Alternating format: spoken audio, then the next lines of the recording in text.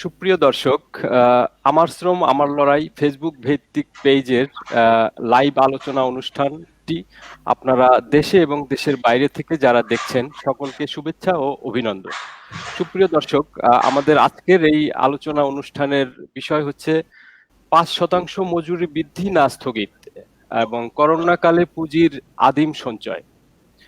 সুপ্রিয় দর্শক, এই যে করোনার প্রাদুর্ভাব এবং প্রথম করোনার আঘাতেই ছাঁটাই, বেতন না দেয়া, কারখানা বন্ধ করে দেয়া এবং পরবর্তীতে ইউরোপ আমেরিকার বাজার বন্ধ হয়ে যাওয়া এবং বর্তমানে শ্রম আইন স্থগিত করে শ্রমিকের বাৎসরিক মজুরি বৃদ্ধি না করার আবদার করছে মালিকরা। এই পরিপ্রেক্ষিতে আমাদের আজকের এই আলোচনা।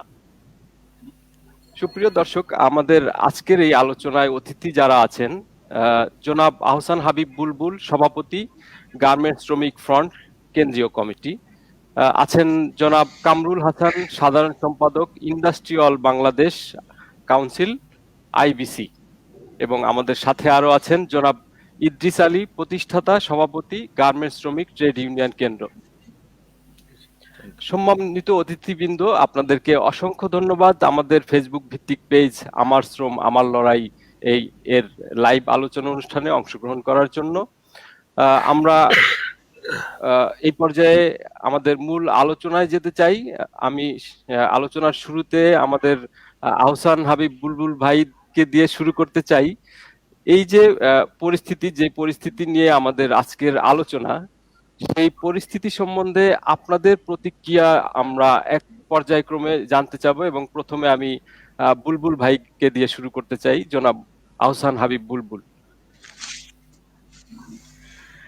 আমি প্রথমে এই আমার শ্রম আর আমার লড়াই এই ফেসবুক পেজ এর মধ্যে দিয়ে আজকের এই যে একেবারে সময়োচিত যে আলোচনা ৫% মজুরি বৃদ্ধি না স্থগিত, এই প্রসঙ্গিত বিষয়ের এই আলোচনার যারা আয়োজন করেছেন সেই আয়োজক বৃন্দকে এবং এই পরিচালনা করছেন জনাব আরিফুর রহমান আরিফ, আমার সাথে সহ আলোচক রয়েছেন ইন্ডাস্ট্রিয়াল বাংলাদেশের সাধারণ সম্পাদক এবং একতা গার্মেন্টস শ্রমিক ফেডারেশনের সভাপতি আমার খুব পছন্দের একজন মানুষ কামরুল হাসান।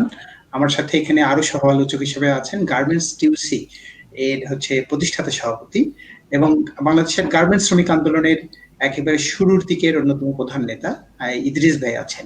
আমি আমার সংগঠন গার্মেন্টস শ্রমিক ফ্রন্টের পক্ষ থেকে আপনাদের সবাইকে শুভেচ্ছা এবং অভিনন্দন জানাচ্ছি। আমাকে এখানে কথা বলার যে সুযোগ সেটি দেওয়ার জন্য আমি পুনরায় ফেসবুক পেজ আমার শ্রম আমার লড়াই তাকে, তার যে সংগঠক যারা রয়েছেন তাদেরকে ধন্যবাদ অভিনন্দন জানাচ্ছি। যারা এই ফেসবুক পেজ দেখছেন দেশে এবং বিদেশে তাদের সবাইকেই অভিনন্দন এবং ধন্যবাদ জানিয়ে আমার বক্তব্য শুরু করছি।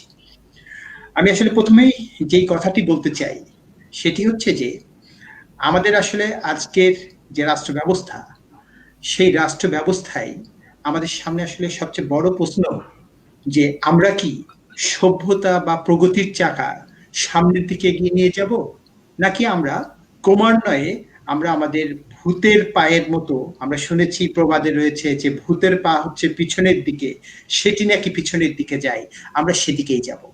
কারণ আমরা যদি দেখি বাস্তিল দুর্গ, ফ্রান্সের বাস্তিল দুর্গের পতনের মধ্যে দিয়ে প্রকৃতপক্ষে যে শ্রম এবং সেই শ্রমের জায়গায় সেখানে সাম্যের যে আহ্বান, সেই সাম্যের আহ্বান এসেছিল। আজকের যে পুঁজি যে প্রক্রিয়া, আজকে যে আমাদের শিল্পপতিরা, সেই শিল্পপতির অবস্থান, পুঁজিবাদী যে প্রক্রিয়া, সেটি কিন্তু ফরাসি বিপ্লবের মধ্যে দিয়ে শুরু হয়েছিল।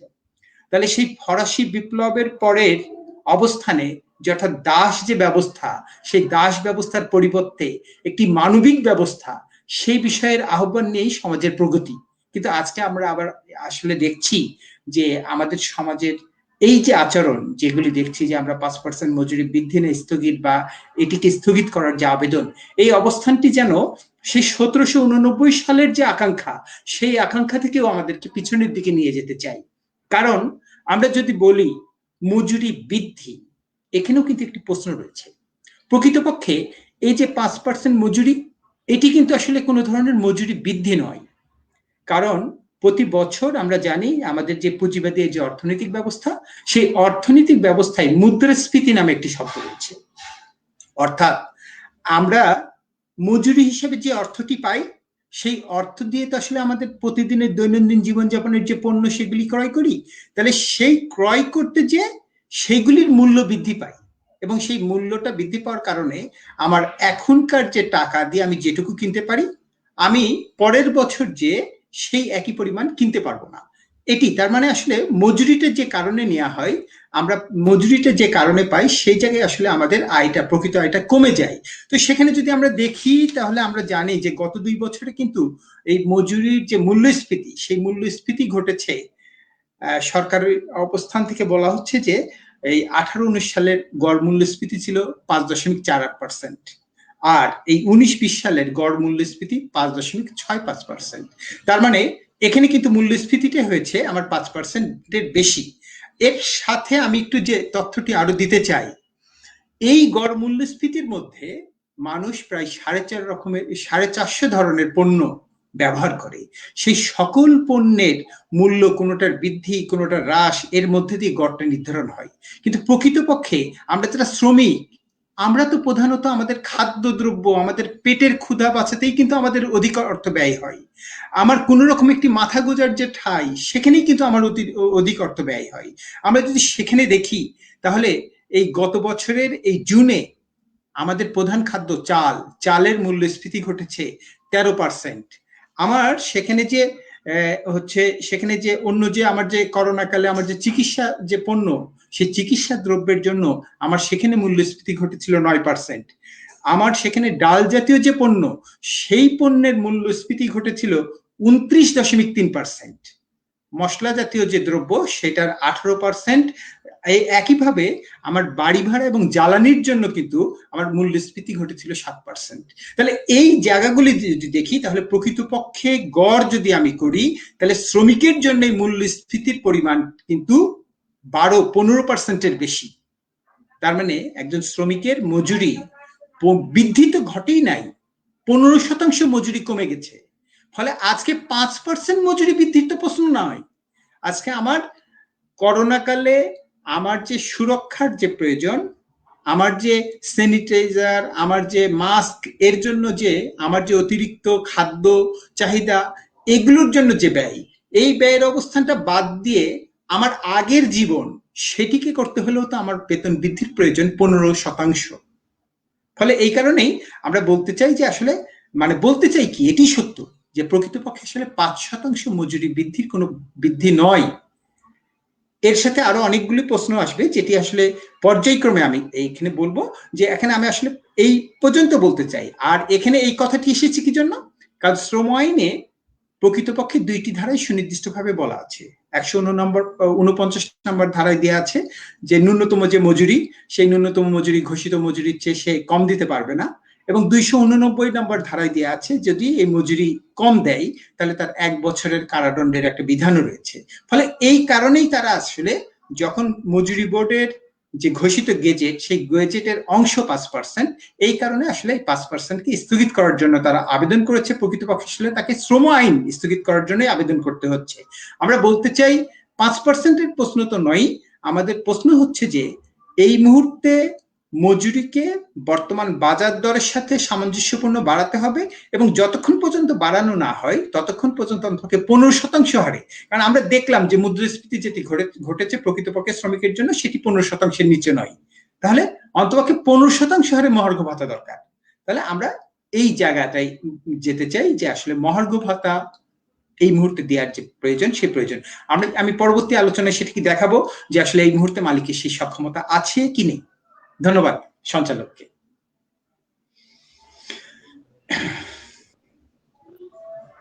ধন্যবাদ জনাব আহসান হাবিব বুলবুল। খুব মূল্যবান কথাগুলি আপনি তুলে ধরেছেন।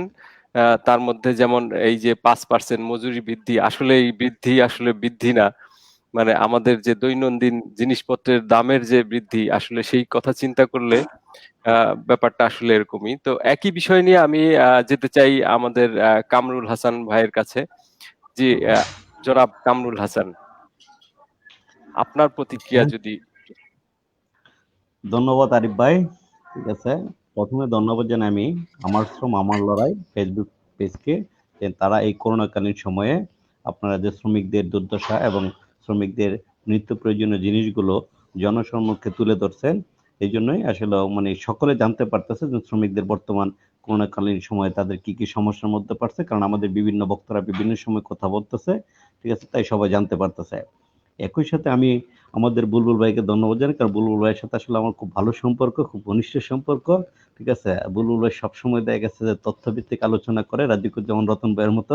কারণ সবসময় উনিও দেখা গেছে থাকে। আমরা তো এই তথ্যভিত্তিকের প্রতি বেশি থাকি না, হয়তো দেখা গেছে বেশিরভাগই কাজকাম নিয়ে ব্যস্ত থাকি আর কি। আর ধন্যবাদ জানাই ইদ্রিস ভাইকে, কারণ ইদ্রিস ভাই অনেক সিনিয়র নেতা। কারণ ওনার সাথে আসলে ওনার নাম শুনছিলাম, আজকে আমি ওনার সাথে আজকে আমার প্রথম পরিচয়। ধন্যবাদ জানাই। আরিফ ভাই, একটা জিনিস দেখেন, যে যে সময়ে মানে করোনা শুরু হয়েছে, মালিকরা দীর্ঘদিন ব্যবসা করে। কারণ আমাদের গার্মেন্টস সেক্টরটা শুরু হয়েছে 80-র দশক থেকে। ঠিক আছে, আজকে প্রায় 40 বছর অতিক্রম করছে আমাদের গার্মেন্টস সেক্টর।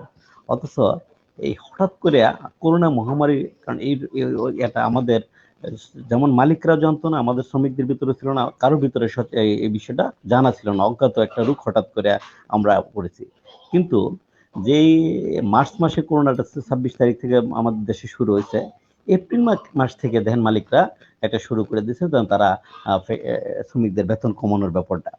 ঠিক আছে, তাহলে তারা একদিক দিয়ে দেখা গেছে 40 বছর ব্যবসা করে তারা একটা থেকে একাধিক ফ্যাক্টরি করছে, এবং তারা দীর্ঘ ব্যবসা করছে। আগে হয়তো দেখা গেছে ব্যবসার পরিমাণটা বেশি ছিল, এখন হয়তো ব্যবসার পরিমাণটা বিভিন্ন দিক থেকে একটু কম হয়েছে, যার কারণে কিন্তু মালিকরা বেশি করতেছে। তারা 2টা মাস কিন্তু শ্রমিকদের আপনার চালায় নিতে পারলো না। তারা এই করোনাকালীন সময় তারা সরকারের কাছ থেকে প্রণোদনা নিতে বাধ্য হলো। তারা দেন এক এক করে প্রথমে তারা 5,000 কোটি টাকা প্রণোদনা নিছে 3 মাসের কথা বলে। তার পরবর্তীতে কিন্তু আবারও প্রায় সেম 5,000 কোটি টাকার মতো তারা, যদিও তো আমরা প্রণোদনা বলতেছি, মালিক পক্ষ যদি বলে যে এটা লোন, কিন্তু আলটিমেটাম সেটা একটা সময় দেন 18 মাস, 18 মাস থেকে এখন দেখতেছি 36 মাস। এক সময় দেখবেন যে এই 36 মাস পরে আর 36 মাস চলে যাবে, এক সময় এটা মৌখিক হয়ে যাবে, যার কারণে আমরা এটা প্রণোদনা বলতেছি। আর শ্রমিকরা এই করোনার সময় তারা জীবনের ঝুঁকি নিয়ে কাজ করছে। কারণ একটা আপনি এক সময় টিভিতে দেখছেন যে হঠাৎ করে মার্চের 26 তারিখে ফ্যাক্টরি বন্ধ দেওয়ার পরে, তখন মালিকরা সেটা বন্ধ হিসাবে না নেয়া, যেখানে প্রধানমন্ত্রী প্রত্যেকটা সেক্টরে সাধারণ ছুটি হিসাবে ঘোষণা করলো ওই সময়, কিন্তু তখন তারা মালিকরা সুবিধা নেওয়ার জন্য তারা লে অফের দিক দিয়ে গেল এপ্রিলের 15 তারিখের দিকে। লে অফের দিক দিয়ে গেলে, কারণ লে অফ সবসময় আগে কি কারণে লে অফ করবে সেটা, কারণ বুলবুল ভাই কিন্তু তথ্যভিত্তিক আলোচনা করে আইনের ধারাটা, তাহলে অন্তত 3 দিন আগে আপনার লে অফের নোটিশ দেওয়া লাগে।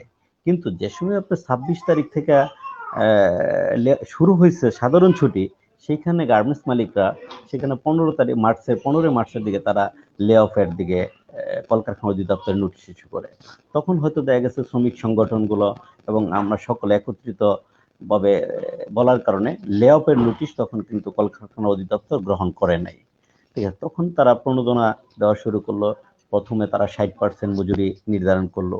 বলেন যে এখানে শ্রমিকদের কি দোষ ছিল তাদের, কারণ তারা 60% মজুরি কেন পাইবো? তখন দেখা গেছে এটা বিভিন্ন আলোচনা, শ্রমিক সংগঠনগুলা দীর্ঘ আলোচনার পরে সেটা 65% দিতে বাধ্য হলো।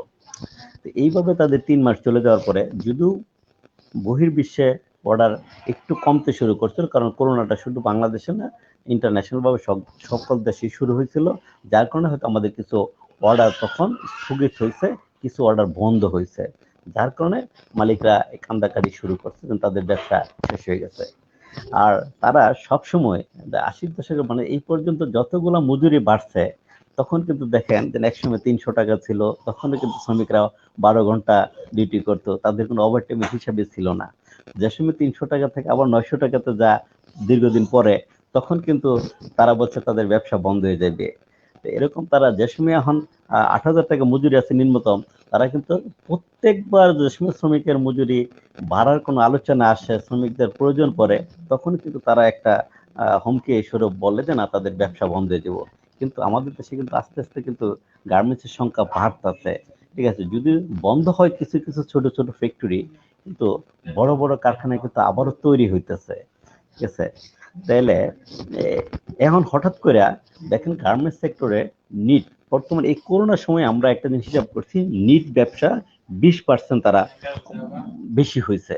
অন্যান্য বারের তুলনায় নিটিং যারা কাজ করে যে বিকেএমই 20% ব্যবসা তারা এই করোনাকালীন বেশি করতে পারছে। অথচ এই আপনার বিকেএমই তারা শ্রম প্রতিমন্ত্রী বরাবরে 5% তারা বেতন বাড়াইতে পারবে না, এই জন্য 2 বছরের জন্য মওকুফ করার জন্য মাননীয় শ্রম প্রতিমন্ত্রী বরাবরে তারা চিঠি দিয়েছে। যদিও আমাদের প্রত্যেকটা শ্রমিক সংগঠন আপনার তারা বিভিন্ন সময় প্রেস ক্লাবে প্রোগ্রাম এবং বিভিন্ন প্রোগ্রাম অব্যাহত রাখছে, যেন আমরা এটা কোনোভাবে মানি না। আমরাও গত 13 তারিখে সেটা লিখিতভাবে শ্রম প্রতিমন্ত্রী শ্রম সচিব বরাবরে আমরাও বলছি যে এই করোনাকালীন সময়ে, ঠিক আছে, যদি তাদের 5% বেতন এটা তো তারা মানে দিতেই হবে, সেই সাথে সবচেয়ে যে ঝুঁকি নিয়ে গার্মেন্টস সেক্টরের শ্রমিকরা কাজ করছে। কারণ তারা তারা সবসময় তারা তাদের যে এই সময় যে সুরক্ষা পাওয়া দরকার, তারা জানেন যে আমাদের গার্মেন্টস সেক্টরগুলোর মধ্যে এত সুরক্ষা ছিল না, তারপরেও কিন্তু তারা যুদ্ধ মানে অনেক কষ্ট করে তারা কাজ করছে। তাই আমরা কিন্তু ঝুঁকি বাতা হিসাবে আরো 15% দাবি করছি। একদিক দিয়ে দেখা গেছে, কারণ একটু আগে আপনি শুনছেন যে আমাদের আহসান হাবিব বুলবুল ভাই বলছে যে মহার্ঘ ভাতা হিসেবে 15% দেওয়ার জন্য, কিন্তু আমরা সেই সাথে একই সাথে পাশাপাশি তারা যে ঝুঁকি নিয়ে কাজ করছে, জীবনের ঝুঁকি নিয়ে, ফ্যামিলির ঝুঁকি নিয়ে, পারিবারিক সকল ঝুঁকি বাদ দেয়া তারা তাদের শুধু চাকরির জন্য, ঠিক আছে, তাদের জীবন বাঁচানোর জন্য তারা এই সময় কাজ করে গেছে, ঠিক আছে? তাই আমরা ধন্যবাদ। আরো 15% মহার্ঘ ভাতা দাবি করছি, ঠিক আছে? ধন্যবাদ যদি জনাব আলোচনার কামরুল হাসান। অব্যাহত আছে। জি জি, আমরা কামরুল ভাই আপনার কাছে আবারও আসব। আমাদের আরো অনেক গুরুত্বপূর্ণ বিষয় রয়ে গেছে যেগুলি আমরা আলোচনা করব। তার আগে আমি ইদ্রিস ভাইয়ের কাছে যেতে চাই। জনাব ইদ্রিস, আপনার কাছে ঠিক একই বিষয়ে আপনার প্রতিক্রিয়া সংক্ষিপ্ত আকারে যদি একটু বলতেন, জনাব ইদ্রিস।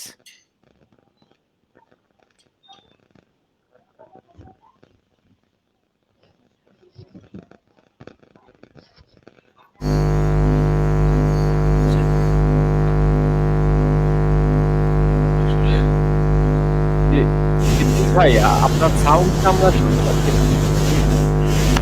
আপনার ওই সাউন্ডের ওই সমস্যাটা আবার হচ্ছে।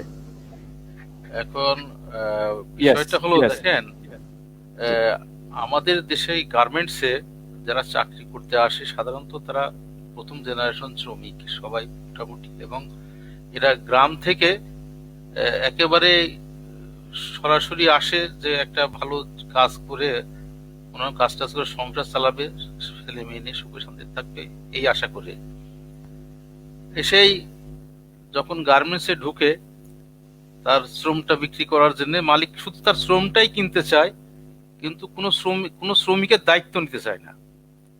আপনি এই শ্রমিকটা কোথায় থাকবে, কি খাবে, কি করবে, এভাবে কোনো দায়িত্বই কিন্তু আজ পর্যন্ত কোনো মালিক নেয়নি আর কি। কিন্তু দেখেন, আমরা স্বাধীনতার আজকে 50 বছর হয়ে গেল আর কি, 50 বছর হয়ে যাচ্ছে, কিন্তু আমরা যে 22 পরিবারের বিরুদ্ধে আন্দোলন করেছিলাম, সেই আদমজি বাওয়ানি তাদের বিরুদ্ধে যে আন্দোলন করেছিলাম, কিন্তু তারা কিন্তু আমাদের দেশের শ্রমিকদের দায়িত্ব নিয়েছিল। তারা শ্রমিকদের থাকার জায়গা দিয়েছে, ছেলে মেয়েদের লেখাপড়া করার জন্য স্কুল কলেজ করে দিয়েছে, বাজার করে দিয়েছে। কিন্তু আজকে আমাদের স্বাধীন দেশে আমাদের মালিকরা শ্রমিকদের শ্রমকে তারা শোষণ করে নিচ্ছে, কিন্তু শ্রমিকদের কোনো দায়িত্ব তারা আজকে পর্যন্ত নিতে পারেনি। যাই হোক, আমাদের শ্রমিকদের শ্রমে ঘামে আজকে বাংলাদেশ এই গার্মেন্টসে মানে সেকেন্ড পজিশন আর কি আছে, এবং দেশের বৈদেশিক মুদ্রার 76-77% বলে আয় করছে এই গার্মেন্টস শ্রমিকরা। মালিকরা ওইটুকু তার মানে শ্রমিকদের শোষণ করে রসটুকু মানে শর্টটুকু তারা মালিকরা নিয়ে যাচ্ছে, কিন্তু শ্রমিকদের কোনো মানে দায়িত্ব মালিকরা নিচ্ছে না। এখন বর্তমানে করোনার কারণে আমরা তো সবাই জানি, নতুন করে কিছু বলার নাই। আমরা দেখলাম যে শ্রমিকদেরকে কিভাবে পায়ে হেঁটে শ্রমিকরা এই ঢাকায় আসলো, আবার তাদেরকে কিভাবে বা পাঠাই দিল, পায়ে হেঁটে তারা বাড়ি চলে গেল, কত কষ্ট করলো। এগুলান মানে একটা অমানবিক একটা পরিস্থিতি তৈরি করেছে এই আমাদের এই গার্মেন্টস মালিকরা। তারপরে আমরা কি দেখলাম, হঠাৎ করেই এই মানে দেখেন আর্মি বলেন, পুলিশ বলেন, বিডিআর বা সরকারি কর্মকর্তা কর্মচারী যারাই আছেন, এবং ইভেন কি সব জায়গাতেই সরকারি যারা কর্মচারী আছেন, তারা এই করোনাকালীন বেতন তো পাচ্ছেই, আবার উপরোক্ত তারা ঝুঁকি ভাতা পাচ্ছে। এবং আমার এক খুব বন্ধু মানুষ, সে মানে একটা চাকরি করে, বলছে বাবা আমার বেতনে হাত দেওয়া লাগছে না, আমি যে বাড়তি বেতন পাচ্ছি, করোনা ঝুঁকির মানে ভাতা পাচ্ছি, এটাই আমার হয়ে যাচ্ছে আর কি, মানে তার বেতনে হাত দেওয়া লাগছে না। আর আমরা এদিকে উল্টা দিকে কি দেখলাম, এদিকে যারা শ্রমিক, আমাদের গার্মেন্ট, বিশেষ করে গার্মেন্ট শ্রমিক, তাদের 35% বেতন কেটে নেওয়া হলো ঘোষণা দিয়ে, দিতে পারবে না। এই যে একটা দেশের দুই নীতি আর কি, এটা মনে হয় পৃথিবীতে আর কোথাও আছে কিনা আমার জানা নাই আর কি। তো এখন হঠাৎ করেই বেতন বাড়ানোর যখন সময় আসছে, 5%, এই 10,000 টাকার কয় টাকা, 10,000 টাকাতে কত টাকা বৃদ্ধি হয় একটা শ্রমিকের? যারা 8,000 টাকাতে কত টাকা বৃদ্ধি হয় একটা শ্রমিকের বলেন? সেই টাকাটাও আমাদের মালিকরা এখন দিতে মানে মানে ইচ্ছুক না, পারে না, এই কথা বলবো না, ইচ্ছুক না। তার কারণ এইটা তো শ্রমিক ধর্ম, মানে যে শ্রমিক শোষণ না করলে কিন্তু মালিক লাভ করতে পারবে না, এটা হচ্ছে ধর্মই তাদের। কিন্তু লাভেরও একটা মানে কি বলে এই মানবিক দিক আছে আর কি। যেমন আমরা উদাহরণ দিতে যাচ্ছি না, কিন্তু আছে মানবিক দিক, যে কতটুকু লাভ করবে, কতটুকু শ্রমিককে দিবে, তার একটা হিসাব আছে। কিন্তু আমাদের মালিকরা পুরোটাই পারলে মানে নিয়ে নিতে চায় শুষে, একেবারে কিছুই দিতে চায় না। সেখানে 5% মজুরি বৃদ্ধির কথা, সেটুকু বুলবুল ভাই তথ্য দিয়ে বলছেন আর কি। আসলে কি বলবো, আমার বাড়িওয়ালাই আমাকে বলে দিচ্ছে যে ভাই সামনের মাস থেকে আপনাকে 1,000 টাকা বাড়ি ভাড়া বাড়াই দিতে হবে। আমার বেতন তো বাড়েনি, কিন্তু ভাড়া বাড়াইতে হবে। বাজারে চাউলের দাম মানে কেজিতে 10 টাকা করে বাড়িয়ে গেছে চাউল, অন্যান্য মানে তেল বা অন্যান্য কথা বাদই দিলাম। এই যে বাড়তি টাকাটা শ্রমিকরা কোথায় পাবে, কোথায় থেকে আসবে? এই যে দায়িত্ব, শ্রমিকদের শ্রম রক্ত শুষে খাবে, কিন্তু শ্রমিকদের কোনো দায়িত্ব নিবে না। সেই ক্ষেত্রে আমরা হয়তো মালিকদের ধর্মই তাই, মালিকদের ধর্মই হলো শ্রমিকদের শোষণ করবে, কিন্তু এর থেকে পরিত্রাণ পাওয়ার পথটা কি? আমাদের দরকার ছিল একটা শক্তিশালী মুভমেন্ট, ঐক্যবদ্ধভাবে একটা শ্রমিক আন্দোলন হওয়া দরকার ছিল। আমরা কিন্তু সেটা করতে পারিনি। আমাদের দেশের, আমি এটা আমার নিজেরও আত্মসমালোচনা, এবং আমার যারা বন্ধু আছেন, সহযোদ্ধা বন্ধু, তাদেরও আমি বলি যে আমরা আসলে কেউ করতে পারিনি। দেখেন আমাদের পার্শ্ববর্তী দেশ ভারতে কৃষকরা কি করতেছে, হ্যাঁ, আজ 2 মাস হয়ে গেল তারা তাদের দাবিতে অনড় হয়ে একেবারে পুরা দিল্লিকে দখল করে রাখছে। আর আমরা আমাদের দেশের, আমরা এই 50 লক্ষর উপর শ্রমিক, গার্মেন্টস শ্রমিক, 2006-এর কথা বললেন, কিন্তু আমার তো মনে করি এখন তো তার থেকে আরো অনেক শ্রমিক আমরা, কিন্তু আমরা কিন্তু সংঘবদ্ধভাবে একসাথে ঐক্যবদ্ধভাবে লড়াইটা করতে পারছি না। এই মজুরি যে দিবে না, এই কথাটা, তার প্রতিবাদ করা আজ পর্যন্ত কোনো সংগঠন, সত্যি কথা এটা আমার নিজেরও খুব খারাপ লাগছে যে কোনো সংগঠন আজ ওইভাবে স্ট্রংলি প্রতিবাদ করলো না যে কেন মজুরি বৃদ্ধি মানে করা হবে না, বরঞ্চ মর্গ ভাতার জন্য আমাদের লড়াই করার কথা, যেটা ভাই বললেন। মানে আমার মনে হয় এটা তো হওয়াই উচিত। মর্গ ভাতা যারা সরকারি কর্মচারীদেরকে দেওয়া হচ্ছে, কিন্তু আমরা পাচ্ছি না। আমরা যারা এই অর্থনীতির চাকাকে সচল রাখছে, যারা এখন এই মানে কি বলে এটা উন্নতশীল দেশের দিকে আমরা নাকি ধাবিত হচ্ছি আর কি, আস্তে আস্তে মধ্যমায়ের দেশে আসছি। এই মধ্যমায়ের দেশে নিয়ে আসার জন্য যারা এই যাদের শ্রমে আসছে, তাদের দিকে আমরা কারো নজর নেই। যাই হোক, আমরা পরবর্তীতে আরো হয়তো আলোচনা করা যাবে। জি, ধন্যবাদ জনাব ইদ্রিস আলী আপনার সুন্দর বক্তব্যের জন্য। আমি এ পর্যায়ে আবারও বুলবুল ভাইয়ের কাছে যেতে চাই, জনাব আহসান হাবিব বুলবুল। 5% মজুরি বৃদ্ধির বিধানটি আগামী 2 বছরের জন্য স্থগিত করা হলে শ্রমিকরা সংসার কিভাবে চালাবে, এবং শ্রমিক সংগঠনগুলি কি করতে পারে এ বিষয়ে। এবং সেক্ষেত্রে আমি আরো একটি কথা বলে রাখতে চাই যে দেশে শ্রমিকদের অধিকার আদায়ের যে বড় প্ল্যাটফর্মগুলি আছে তার মধ্যে অন্যতম স্কোপ এবং আইবিসি, এবং এই দুটি প্ল্যাটফর্মের সাথেই আপনাদের আমাদের আজকের যে আলোচক যারা আছেন আপনাদের যে সংযুক্ততা আছে। তো সেই ক্ষেত্রেও আমি জানতে চাবো যে আপনাদের এই প্ল্যাটফর্ম ভিত্তিক কোনো আপনারা প্ল্যান আছে কিনা, যে শ্রমিক এই বিষয়ে কোনো পদক্ষেপ নেয়ার, এবং সেই পদক্ষেপের সাথে আবার মাঠ পর্যায়ে যে শ্রমিক যারা আছে তাদেরকে একাত্ম করার কোনো পরিকল্পনা আপনাদের আছে কিনা। জনাব আহসান হাবিব বুলবুল, এবং পরবর্তীতে আপনাদের কাছে একই বিষয় নিয়ে আসবো, প্লিজ। জি, ধন্যবাদ সঞ্চালক আরিফ ভাই, আবার আমাকে সুযোগ দেওয়ার জন্য। আপনি খুবই গুরুত্বপূর্ণ প্রশ্ন করেছেন। প্রকৃতপক্ষে যে বিষয়টি সেটি হচ্ছে যে 5% মজুরি বৃদ্ধি বা স্থগিতের যে প্রশ্ন, সেটা নিয়ে আবারও যদি আমরা একটু ইতিহাসের দিকে তাকাই, তাহলে 1933 সালে, এটা 2021 সাল, আজ থেকে 88 বছর আগে আমেরিকার প্রেসিডেন্ট রুজভেল্ট বলেছিল যে যদি কোনো ব্যবসায়ী প্রতিষ্ঠানের শ্রমিকদের লিভিং ওয়েজ, তাকে চলার জন্য শ্রমিকদের যে লিভিং ওয়েজ, সেই লিভিং ওয়েজের চেয়ে কম দিতে হয়, তাহলে তার এই রাষ্ট্রে ব্যবসা করার দরকার নেই। এটি হচ্ছে আরো 88 বছর আগের কথা। তাহলে সেখানে বলা হচ্ছে লিভিং ওয়েজ।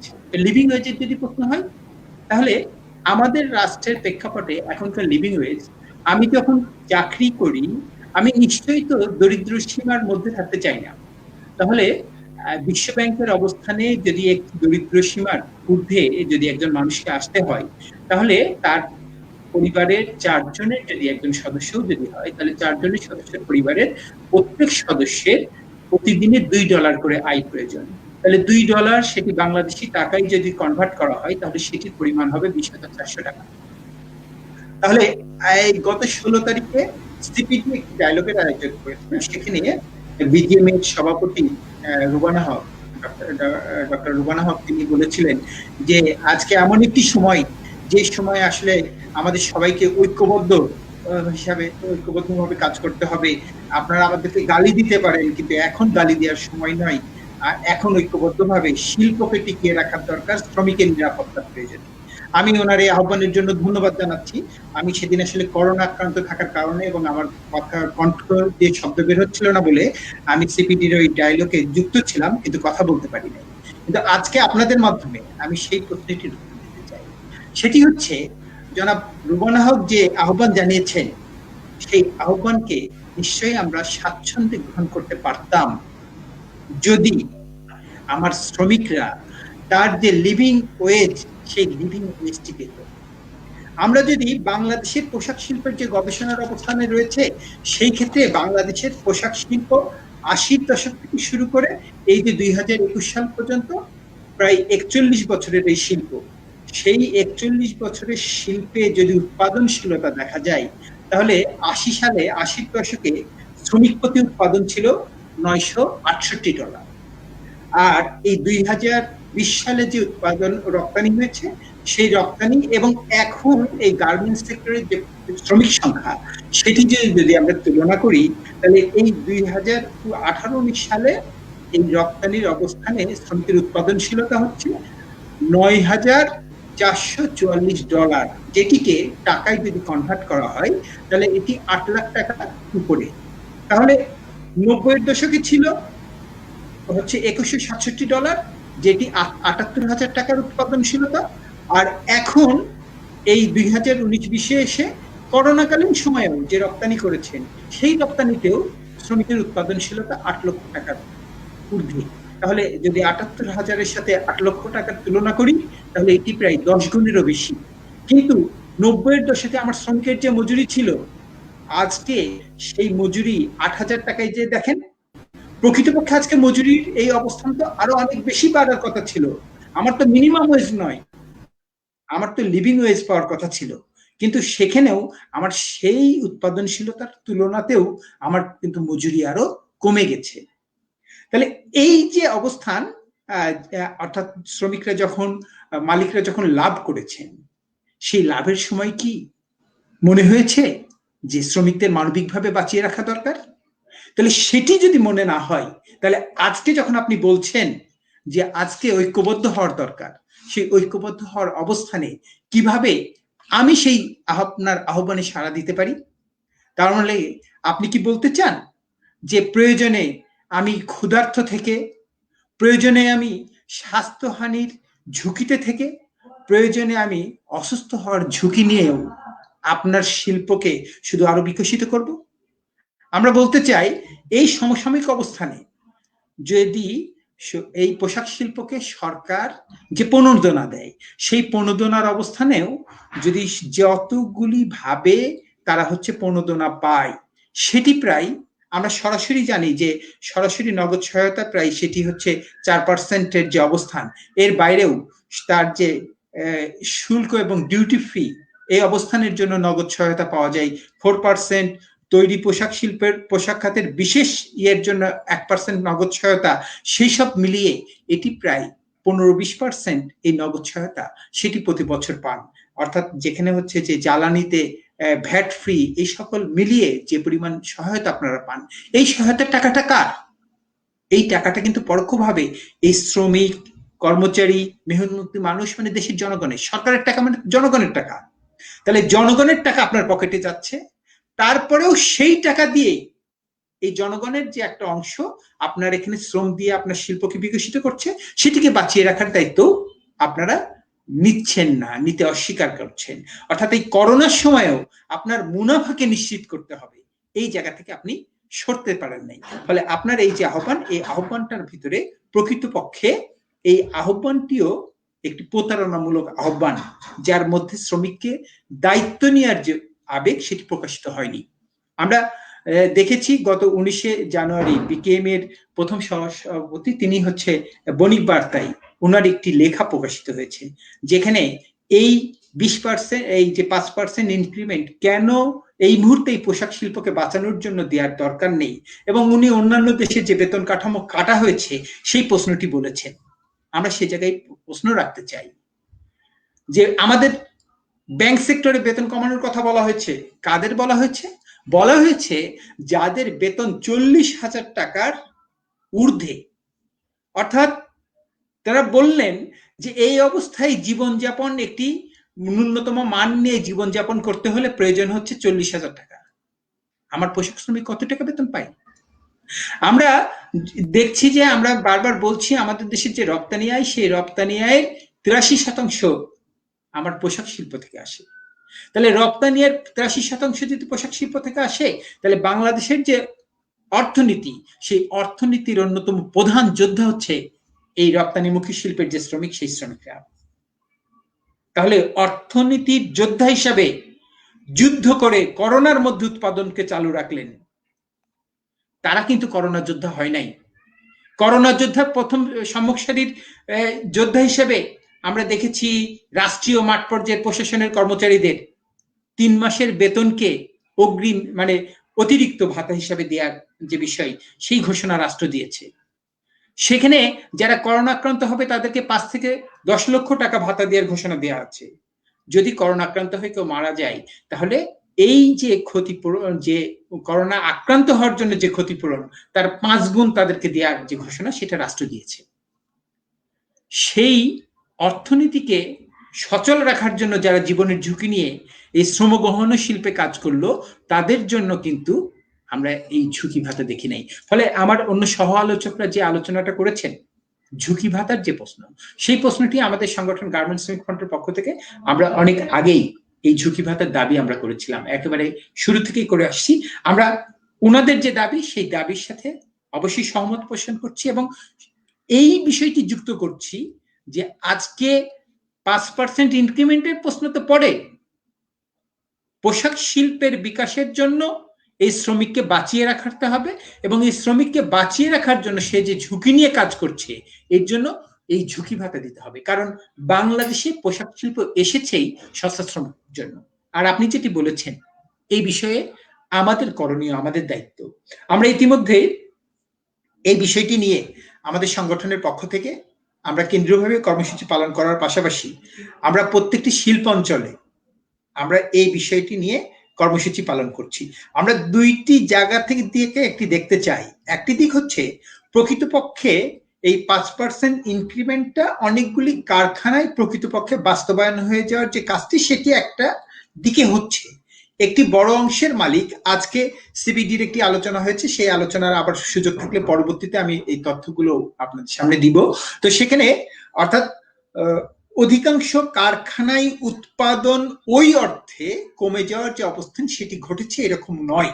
তাহলে সেটি না হওয়ার কারণে অনেকগুলি কারখানাতে এই যে মজুরি 5% যে মজুরি, সেই মজুরিটির কিছুটা অবস্থানকে বাস্তবায়ন করার যে জায়গাটি সেটি হয়েছে।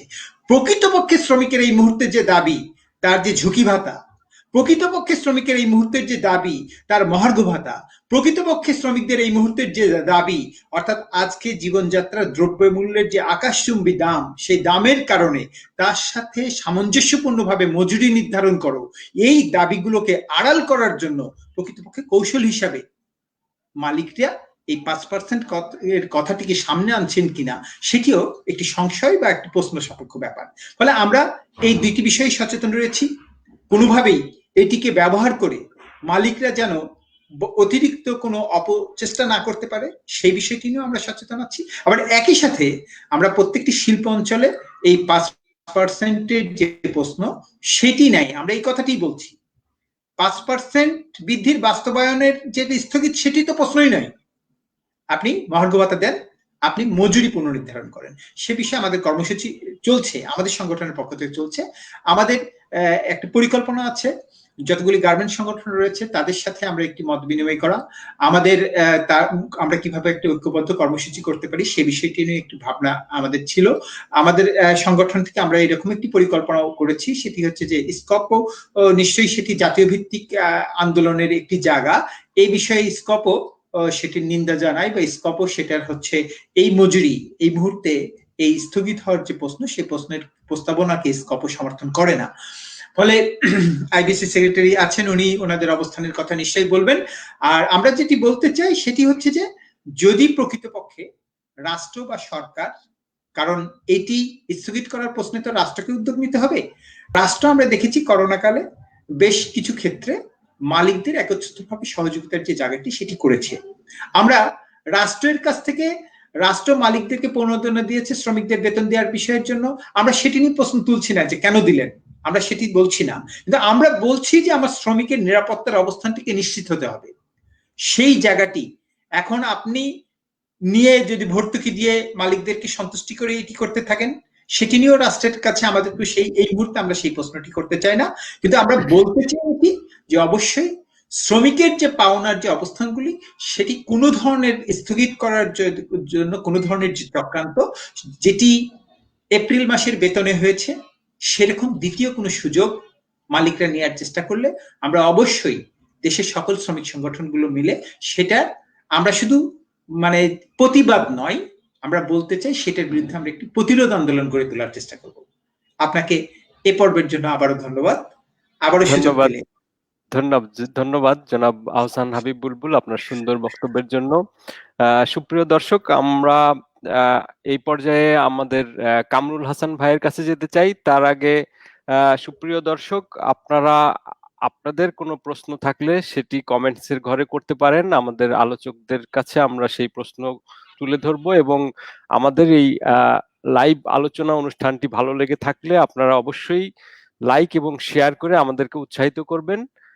আমি এই পর্যায়ে জনাব কামরুল হাসান ভাই আপনার কাছে যেতে চাই একই বিষয় নিয়ে। জনাব কামরুল হাসান।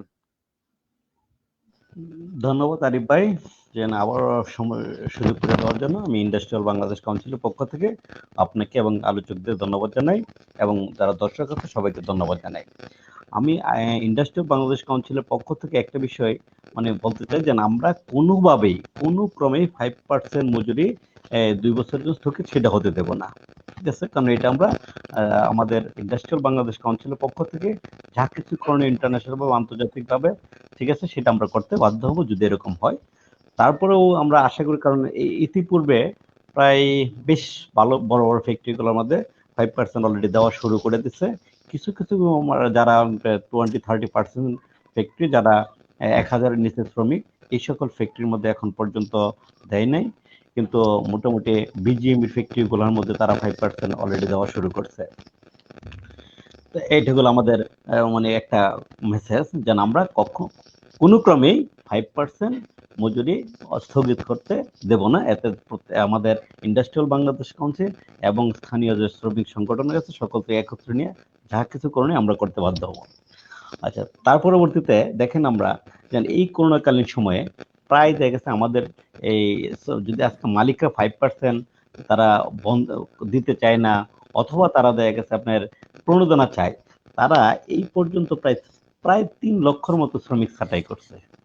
ঠিক আছে, তাইলে তারা যদি তার শ্রমিকগুলো ছাঁটাই না করে তারা যদি বলতে পারতো যে আমরা কিন্তু এই সময় কোনো শ্রমিক ছাঁটাই করি নাই, ঠিক আছে, এই সময় আমরা কোনো শ্রমিকদের, কিন্তু আমাদের এখন ব্যবসা একটু খারাপ যাচ্ছে, কিন্তু তারা একদিক দিয়ে শ্রমিকও কিন্তু ছাঁটাই করতেছে।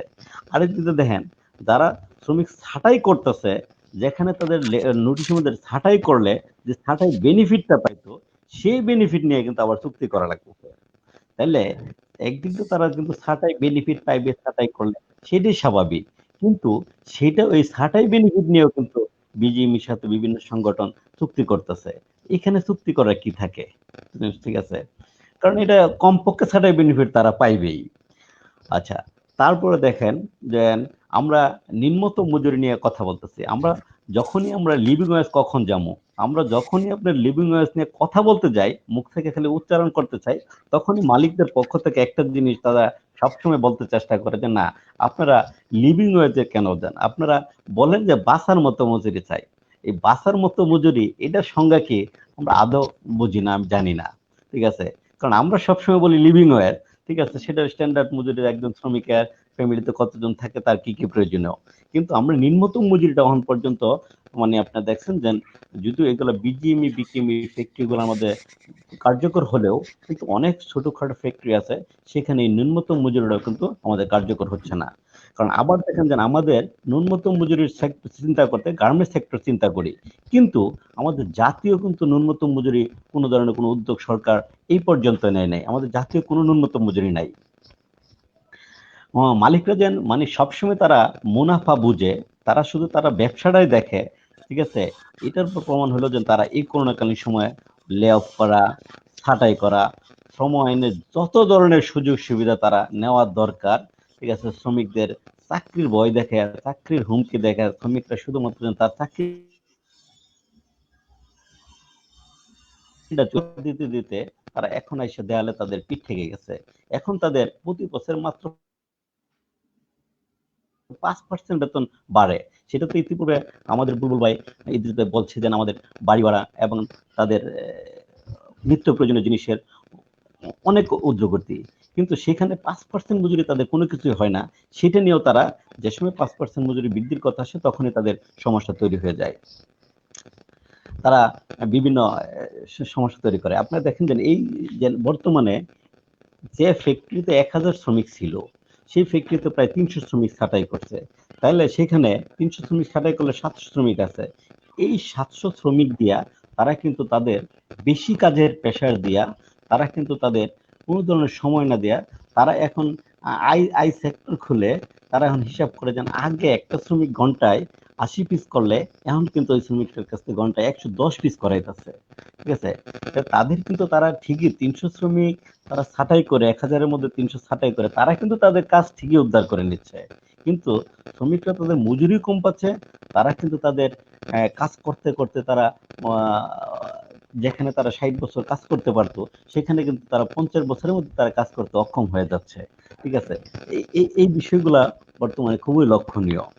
ঠিক আছে, এই আপাতত এই পর্যন্ত, পরবর্তীতে আবার জি ধন্যবাদ জনাব কামরুল হাসান।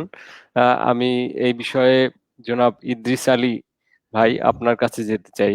জনাব ইদ্রিস আলী।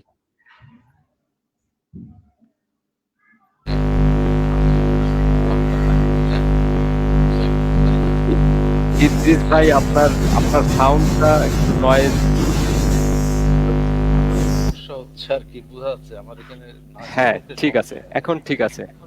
জি, তো আমি দেখেন, একজন কৃষক গরু পুষে, সেই গরু দুধ খায় এবং হাল চাষ করে, সেই গরুকে সে যত্ন করে খাওয়ায়, গোসল করায়, মানে খুব যত্ন করে যে আমার গরু দিয়ে তাকে হাল চাষ করাবো। কিন্তু আমাদের দেশের এই মালিকরা, হ্যাঁ, এরা দুধটাকে খাইতে চায়, কিন্তু গরু কোথায় থাকবে বা দুধ কিভাবে তার পুষ্টি কোথা থেকে আসবে, কি খাবে, মানে কিভাবে চলবে, কোনো খেয়াল আমাদের মালিকদের নাই। আর এটা তো নাই। আর মানে কি বলবো আর, আর 5%, আমি জানি না যখন এই আইনটা হয় আর কি, আমি তখন আমার আমি তো তখন আসলে দায়িত্বে নাই। আমাদের যারা দায়িত্বে ছিলেন বা যারা এখনো আছেন, আমি তখনই বলছিলাম এটা কোন ধরনের নিয়ম আর কি, যে আমি সিদ্ধান্ত দিয়ে দিলাম 5%-এর বেশি মজুরি বৃদ্ধি হবে না। আমি কিন্তু তখন এই কথাটা বলেছিলাম আর কি। মানে এটা একটা কোনো নিয়মের মধ্যেই পড়ে না, কোনো আইনের মধ্যে পড়ে না যে আমি বাধ্য মানে নির্ধারণ করে দেবো 5% বাড়াতে হবে আর কি। তার কারণ একটা আমরা দেখছি যে হঠাৎ করে 30 টাকার পেঁয়াজ 200 টাকা হয়ে যাচ্ছে, অন্য জিনিসের ক্ষেত্রে তো একই অবস্থা।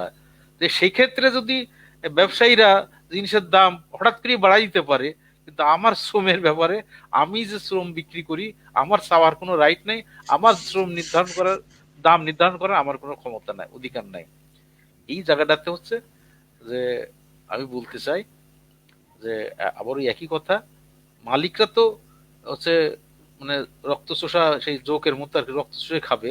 কিন্তু আমরা যারা শ্রমিক আছি বা আমরা যারা শ্রমিক সংগঠন করি, আমাদের কাজ হলো শ্রমিকদের, আমরা দায়িত্বই নিছি যে শ্রমিকদের রক্ষা করব, এই সমাজ পরিবর্তন করব, সেই লক্ষ্যে আমরা লড়াই করব, সংগ্রাম করব। আমাদের মনে হয় এই কাজটাকে আমাদের আরো জোরদার করা উচিত। আমাদের আমাদের কাজটাকে যদি আমরা জোরদার করতে পারি, আমরা যদি সেইভাবে আন্দোলন সংগ্রাম গড়ে তুলতে পারি, তাহলে পারে আমার মনে হয় এই মালিকদের কাছ থেকে এই চায়া চায়া মানে ভিক্ষুকের মতো আবদার করার দরকার নাই যে আমাকে দিতে হবে, এরকম না। দিবি না কেন বেটা, এই বলে ঘাড় ধরে আমাদের আদায় করে নিতে হবে, এছাড়া আমাদের আর কোনো পথ নাই। এটা হলো মোটা দায় কথা। আর 5% আপনি যেটা বললেন কামরুল ভাই, আমি যতদূর জানি, আমি 2-1টা কারখানার সাথে খোঁজ খোঁজ নিয়েছি, দিচ্ছে খুবই সামান্য কয়েকটা কারখানা। আমার আমি আহ, জানা মতে আমার জানা মতে আর কি, অনেকগুলো কারখানার সাথে আমি কচ্ছপের সাথে কথা বলছি, তারা এখনো পায়নি। কেউ বলে, তাদের মালিকরা এই বলে যে ওই কারখানাতে যদি দেয় তাহলে আমি দিব। মানে সমস্যাটা দেখেন ওরা, দেখো আমি তো দিতে চাই, এখন সবাই যদি দেয় আমিও দিব, মানে শ্রমিক এইভাবে বুঝ দিয়ে দিয়ে রাখতেছে আর কি। এরকম অনেক জায়গাতে আছে, এবং সেক্ষেত্রে এটা একটা বিরাট ফাঁকিবাজি আর কি, বিশাল একটা ফাঁকিবাজি। ওইভাবেই আমি তো ভালো মানুষ, আমি তো দিতে যাচ্ছি, কিন্তু তোমার ওই অমুক কারখানার মালিক দিচ্ছে না, এখন আমি দিলে তো একটা সমস্যা হবে, আমার ব্যবসা করতে পারবো না আমি, তাই আমি দিতে পারছি না। এরকম এরকম কথাবার্তা মালিকরা শ্রমিকদের বুঝায় আর কি। তো যাই হোক, জি আমি মনে হয় আহ, আপনারা আরো একটু বলেন, আমি শুনতে চেষ্টা করতেছি, যেহেতু আমি আপনাদের কাছে জি শুনতে চাই। ধন্যবাদ। তাহলে আমরা তো জি আমরা তো আমার তো বয়স হয়ে গেছে, আপনারা যারা এখন ইয়ং আছেন, আমি দেখতে চাই আপনারা এইটা নিয়ে মুভমেন্টে আছেন, আন্দোলন করতেছেন, জি আমরা আপনার সাথে আছি আর কি। ধন্যবাদ। ধন্যবাদ জনাব ইদ্রিস আলী আপনার সুন্দর বক্তব্যের জন্য। আমি এই পর্যায়ে আবারও বুলবুল ভাইয়ের কাছে যেতে চাই, জনাব আহসান হাবিব বুলবুল। এই নেক্সট যে বিষয়টি একদম সংক্ষিপ্তভাবে আমি সবার কাছে যাব, যে এর এর আগেও করোনার ঝুঁকির মধ্যে ঈদের সময় শ্রমিকদের 35% মজুরি কম দেওয়া হয়েছে এবং শ্রমিক সংগঠনগুলি এ বিষয়ে কোনো কার্যকর পদক্ষেপ নিতে পারেনি। এবারও কি মালিক এবং রাষ্ট্রের কাছে নতি স্বীকার করবে কিনা, একদম সংক্ষিপ্তভাবে বুলবুল ভাই আপনি বলবেন, এবং এরপরে আরো প্রশ্ন আছে, প্লিজ। ধন্যবাদ সঞ্চালক আরিফ ভাইকে। একই সাথে ধন্যবাদ আমার ইদ্রিস ভাই, যে সুন্দর একটি গরুর লালনকারী একজন কৃষক, তার যে দায়িত্বশীলতার সেই গল্প দিয়ে আমাদের মালিকদের তুলনা দিয়েছেন। ফলে আপনার আজকে আপনি যে প্রশ্ন করেছেন সেই প্রশ্নের খুবই সুস্পষ্ট উত্তর। সেই উত্তরটি হচ্ছে যে আসলে আমাদের ওই সক্ষমতা তৈরি করতে হবে, আমাদের শ্রমিক সংগঠনগুলোর পরস্পরের মধ্যে ওই আস্থা এবং বিশ্বাসের জায়গা আনতে হবে, এবং সর্বোপরি আমাদের মধ্যে ওই কমিটমেন্টটা থাকতে হবে যে প্রকৃতপক্ষেই আসলে আমরা শ্রমিকদের বাঁচানোর লড়াই করতে এসেছি।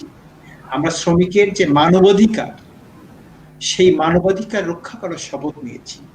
যদি আমরা যারা শ্রমিক সংগঠক বলে পরিচয় দিই, আমরা যদি প্রত্যেকেই এই প্রতিশ্রুতি, এই প্রশ্নটি নিজেদের কাছে করে তার সপক্ষে উত্তর আনতে পারি এবং ওই জায়গা থেকেই আমরা একই প্রতিশ্রুতি নিয়ে এক কাতারে মিলিত হতে পারি, তাহলে মালিকদের এই সুযোগ থাকার কথা নয় যে তারা এপ্রিলের যে সুযোগটি নিয়েছে সেই সুযোগটি এখন পাওয়ার কথা নয়। এপ্রিলের সুযোগ নেওয়ার কিছুটি কারণ ছিল, কারণ আসলে করোনাকে কেন্দ্র করে কিছুটা যে আতঙ্ক ছিল, বিশেষ করে মধ্যবিত্ত মানুষ বা মধ্যবিত্ত সমাজের অবস্থানের প্রেক্ষাপটে, অনেক শ্রমিক সংগঠকের অবস্থার প্রেক্ষাপটে, কিছু অবস্থানের কারণে সেই সুযোগটি যত সহজ নিতে পেরেছে। আমার মনে হয় যে এখন সেই সুযোগটি অত সহজেই মালিকরা নিতে পারবে, এটি হওয়ার কথা নয়। তারপরেও আমরা যে প্রশ্নটি রাখতে চাই সেটি হচ্ছে রাষ্ট্রের কাছে, কারণ এটি পারবে কি না পারবে সেটির একটি বড় প্রশ্ন হচ্ছে রাষ্ট্র আসলে কি ভূমিকা পালন করবে।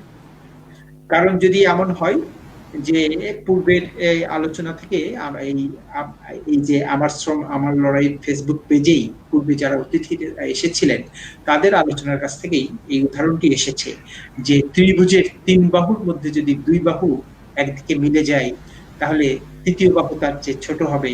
তো এইটি হচ্ছে একটি জ্যামিতিক উপপাদ্য, সেই জ্যামিতিক উপপাদ্য এটি সত্য হিসেবে দাঁড় হয়ে যায়।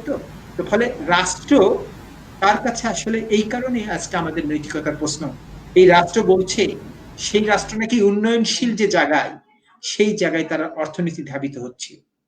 এই রাষ্ট্র সহ বিশ্ব অবস্থান আজকের এই কমিটমেন্ট আছে যে 2030 সালের মধ্যে তারা এসডিজির যে 17টি গোল সেই গোলের লক্ষ্যমাত্রা অর্জন করবে।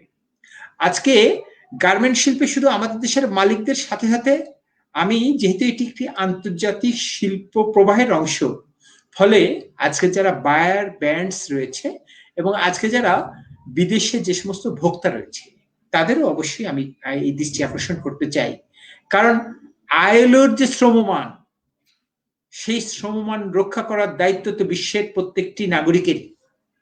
তাহলে সেই আইএলও শ্রমমানে 4টি যে প্রধান তার মূল শ্রমমান, তার একটি কিন্তু আসলে সকল ধরনের জবরদস্তিমূলক যে শ্রম সেই শ্রম বন্ধ। আজকে যদি আমরা এই কথাটি বলি যে একজন শ্রমিকের যে অসহায়ত্ব, তার যে ক্ষুধা, তার যে আবরণহীনতা, তার যে আশ্রয়হীনতা, সেটির সুযোগ নিয়ে আমি তাকে যখন কাজ করাচ্ছি, অবশ্যই এটিও এক ধরনের জবরদস্তি শ্রম। শুধু ধমক দেওয়াটাই জবরদস্তি নয়, আটকে রাখাটাও জবরদস্তি নয়। অর্থাৎ আমি অন্যের দুর্বলতার সুযোগ নিয়ে তাকে যখন আমি কোনো জায়গায় আটকাচ্ছি তখন সেটিও এক ধরনের জবরদস্তি। ফলে সেই জবরদস্তি শ্রম কি পরিচালিত হবে, নাকি আমরা এই এসডিজির যে গোল সেই গোলের প্রথম যে 3টি গোল সেই 3টি কি? ক্ষুধা মুক্তি। সেই 3টি কি? সেখানে কোনো দারিদ্রতা থাকবে না। সেই 3টি কি? সেখানে সুস্বাস্থ্যের যে প্রশ্ন সেটি থাকবে। 8 নম্বর গোল কি?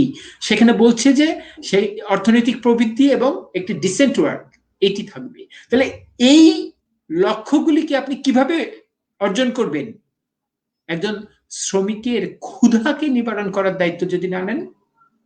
তাহলে আজকে আমরা দেখতে পাই যে যদি একজন শ্রমিকের তার সুস্থ থাকার জন্য যে খাদ্যমান, সেই খাদ্যমানের নিশ্চয়তা করার জন্য আজকে 8,000 টাকার যে মজুরি ঘোষণা হয়েছিল এটি কোনো মজুরি নয়।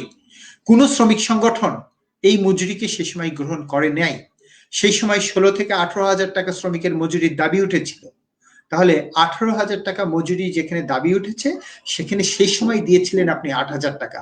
তার মানে সেই সময় শ্রমিকের মজুরি মালিকরা চুরি করেছিল। আর আমার দেশের যে পণ্যটি উৎপাদন হয় সেই উৎপাদনের 300-400% উৎপাদন ব্যয় 300-400% বেশি দামে খুচরা বাজারে বিক্রি হয়। তাহলে আমাদের যে ব্যান্ডস বায়াররা রয়েছেন তারা বহুগুণ লাভ করেন। সেই লাভ করার পরেও তারা আজকে এই শ্রমিকের যে করোনার যে অজুহাত, সেই অজুহাতে এই যে দ্রব্য যে মূল্য সেই মূল্যকে আরো কম দিতে চাচ্ছেন। আমরা এই মূল্য কমের যে দোহাই আমরা শ্রমিকদের কাছ থেকে, মালিকদের কাছ থেকে শুনতে পাচ্ছি যে ওনারা মজুরি দিতে পারছেন না, এর জন্য ওনারা অসহায়, সেই কারণে ওনারা সুযোগ নিচ্ছেন। কিন্তু আজকে সিপিডি আমাদের একজন শ্রদ্ধেয় গবেষক ডক্টর গোলাম মোয়াজ্জেম, তিনি আমরা সবাই জানি যে উনি একজন ভালো গবেষক, উনি ওনার একটি গবেষণার সার্ভে রিপোর্ট আজকে প্রকাশ করেছেন। সেই সার্ভে রিপোর্টে উনি দেখিয়েছেন যে এই করোনা কালে সরকার যে সকল ঋণ সুবিধা, প্রণোদনা সুবিধা ঘোষণা করেছিলেন, সেখানে শ্রমিকদের জন্য যে 2% সার্ভিস চার্জের যে মজুরি বাবদ যে টাকা, সেখান থেকে মালিকরা 9,188 কোটি টাকা নিয়েছেন। কিন্তু এর বাইরে সরকার যে বৃহৎ ঋণ, সেই বৃহৎ ঋণ দেওয়ার জন্য যে সুযোগ রেখেছিলেন, সেখান থেকে মালিকদের দেখা গেছে মাত্র 1% মালিক তারা সেখান থেকে, এই পোশাক মালিক সেখান থেকে ঋণ নেওয়ার যে জায়গা সেটি তৈরি করেছেন।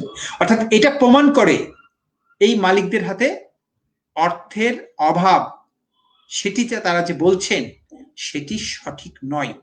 এটি কিন্তু এই সার্ভে রিপোর্ট প্রমাণ করে। কারণ যদি তার হাতে এই পরিমাণ অর্থের অভাব থাকতো, তাহলে এই মালিকরা বলছে যে এখানে ওইটির জন্য যে যে শর্ত, সেই শর্ত পালন করার সক্ষমতা আছে 33% মালিকের। কিন্তু এই 33% মালিক তারা ওই ঋণের জন্য আবেদন করেন নাই। কারণ করেন নাই কেন? কারণ তার সেই অর্থনৈতিক সক্ষমতা আছে, অর্থনৈতিক সচ্ছলতা আছে, এই জন্য তিনি ঋণ নেন নাই। অথচ তিনি কিন্তু আবার বলছেন যে আমার শ্রমিকের মজুরি পরিশোধ করার মতো আমার অর্থের যে জায়গাটি সেটি নেই। তার মানে আমাদের এই মালিকরা প্রকৃতপক্ষে তার যে আন্তর্জাতিক ক্রেতা রয়েছে, বায়ার ব্যান্ডস রয়েছেন, সেখান থেকে ন্যায্য মূল্য আদায় করার জন্য যে চিন্তা, যে ধারণা, সেটি তারা ধারণ করেন না।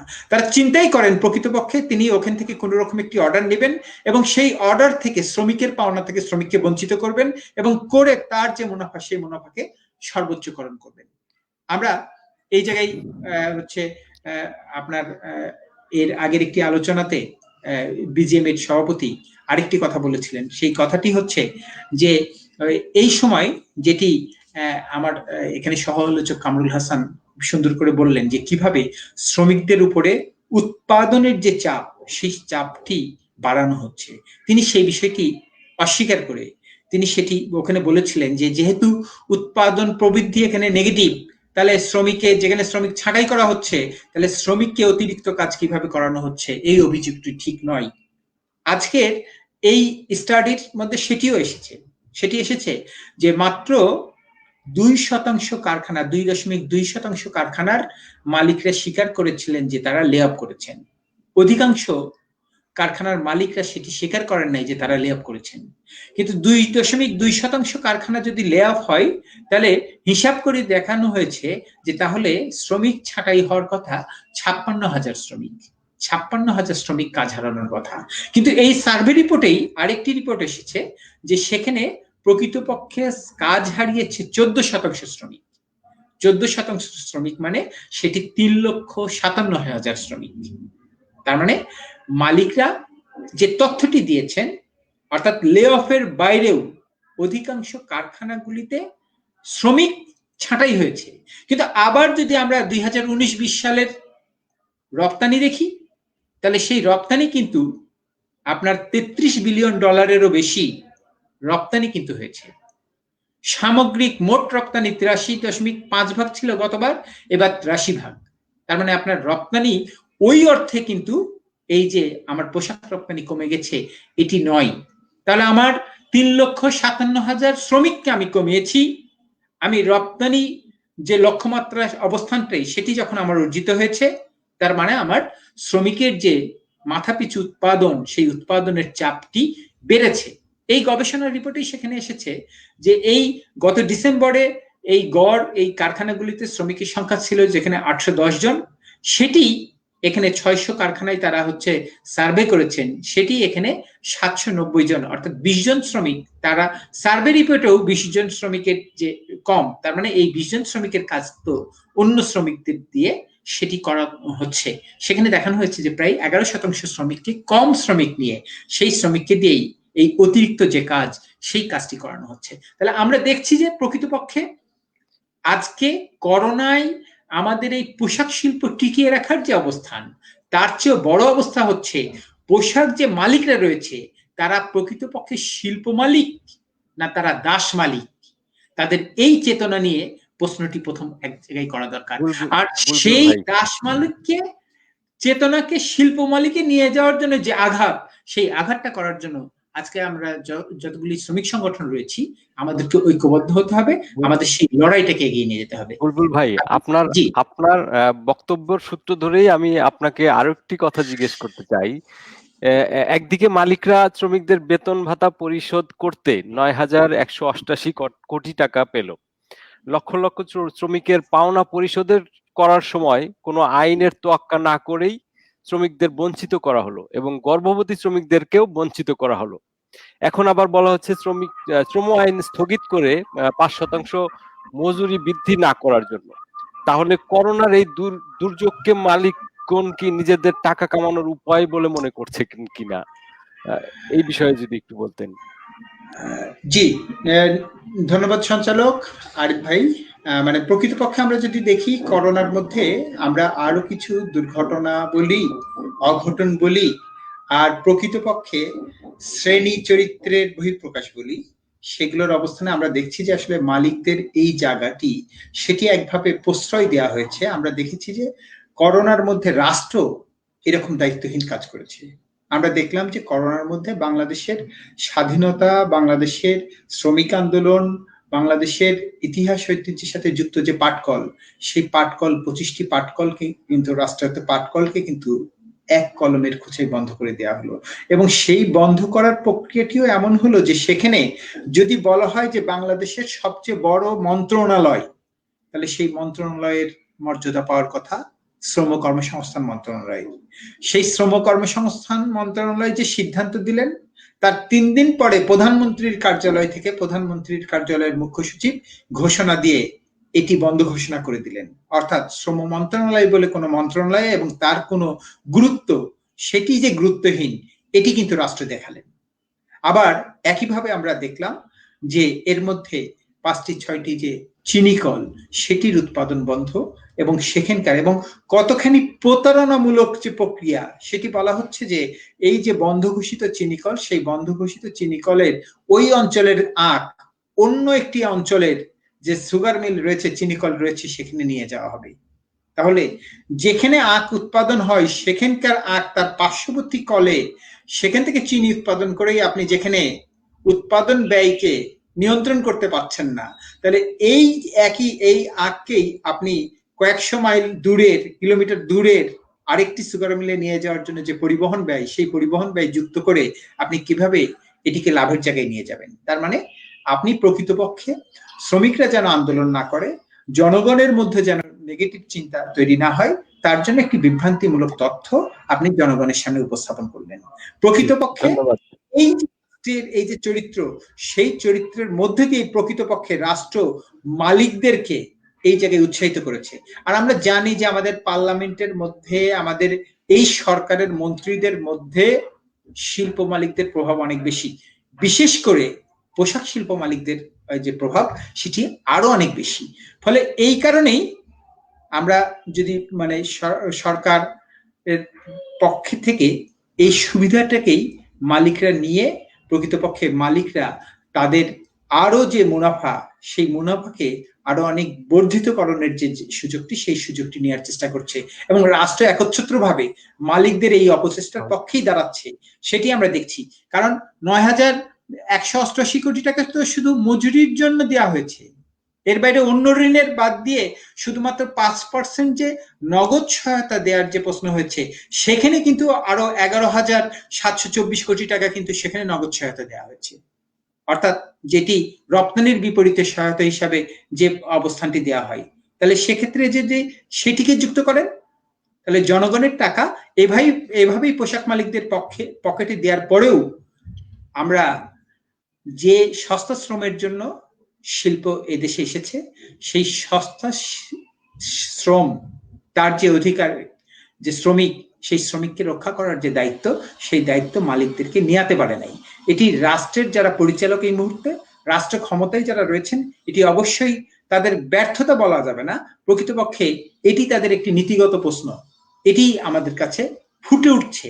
কারণ রাষ্ট্র যেখানে দায়িত্বহীন আচরণ করছে, রাষ্ট্র যেখানে করোনার মধ্যে শ্রমিকদেরকে বেকারত্বের দিকে ঠেলে দিচ্ছে, তাহলে স্বাভাবিকভাবেই সেই প্রশ্নটিকে সামনে রেখেই মালিকরা এই সুযোগটি আরো নগ্নভাবে নেয়ার যে সুযোগ, সেই সুযোগটি পেয়েছে। ধন্যবাদ। জি, আর কোনো প্রশ্ন? ধন্যবাদ জনাব আহসান হাবিব বুলবুল, আপনার সুন্দর বক্তব্যের জন্য। আমি এই পর্যায়ে পরবর্তী প্রশ্নে যেতে চাই। জি জি বলেন।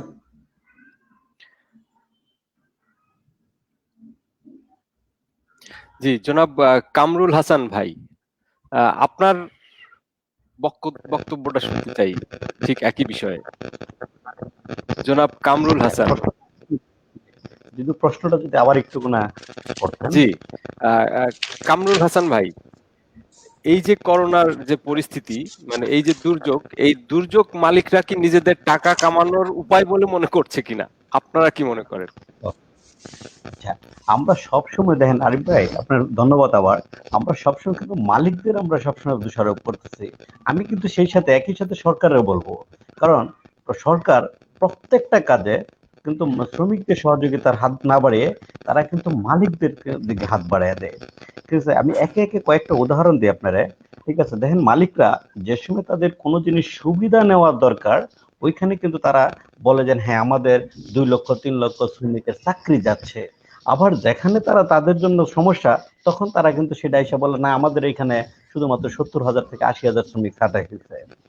ঠিক আছে, তারপরে দেখেন যে এই করোনাকালীন সময়ে আমাদের ইন্টারন্যাশনাল, আপনারা জানেন যে কল টু অ্যাকশন, আইএলওর যে কল টু অ্যাকশন মধ্যে আন্তর্জাতিকভাবে সেখানে প্রায় $113 বিলিয়ন সেটা সহযোগিতা করছে আমাদের শ্রমিকদের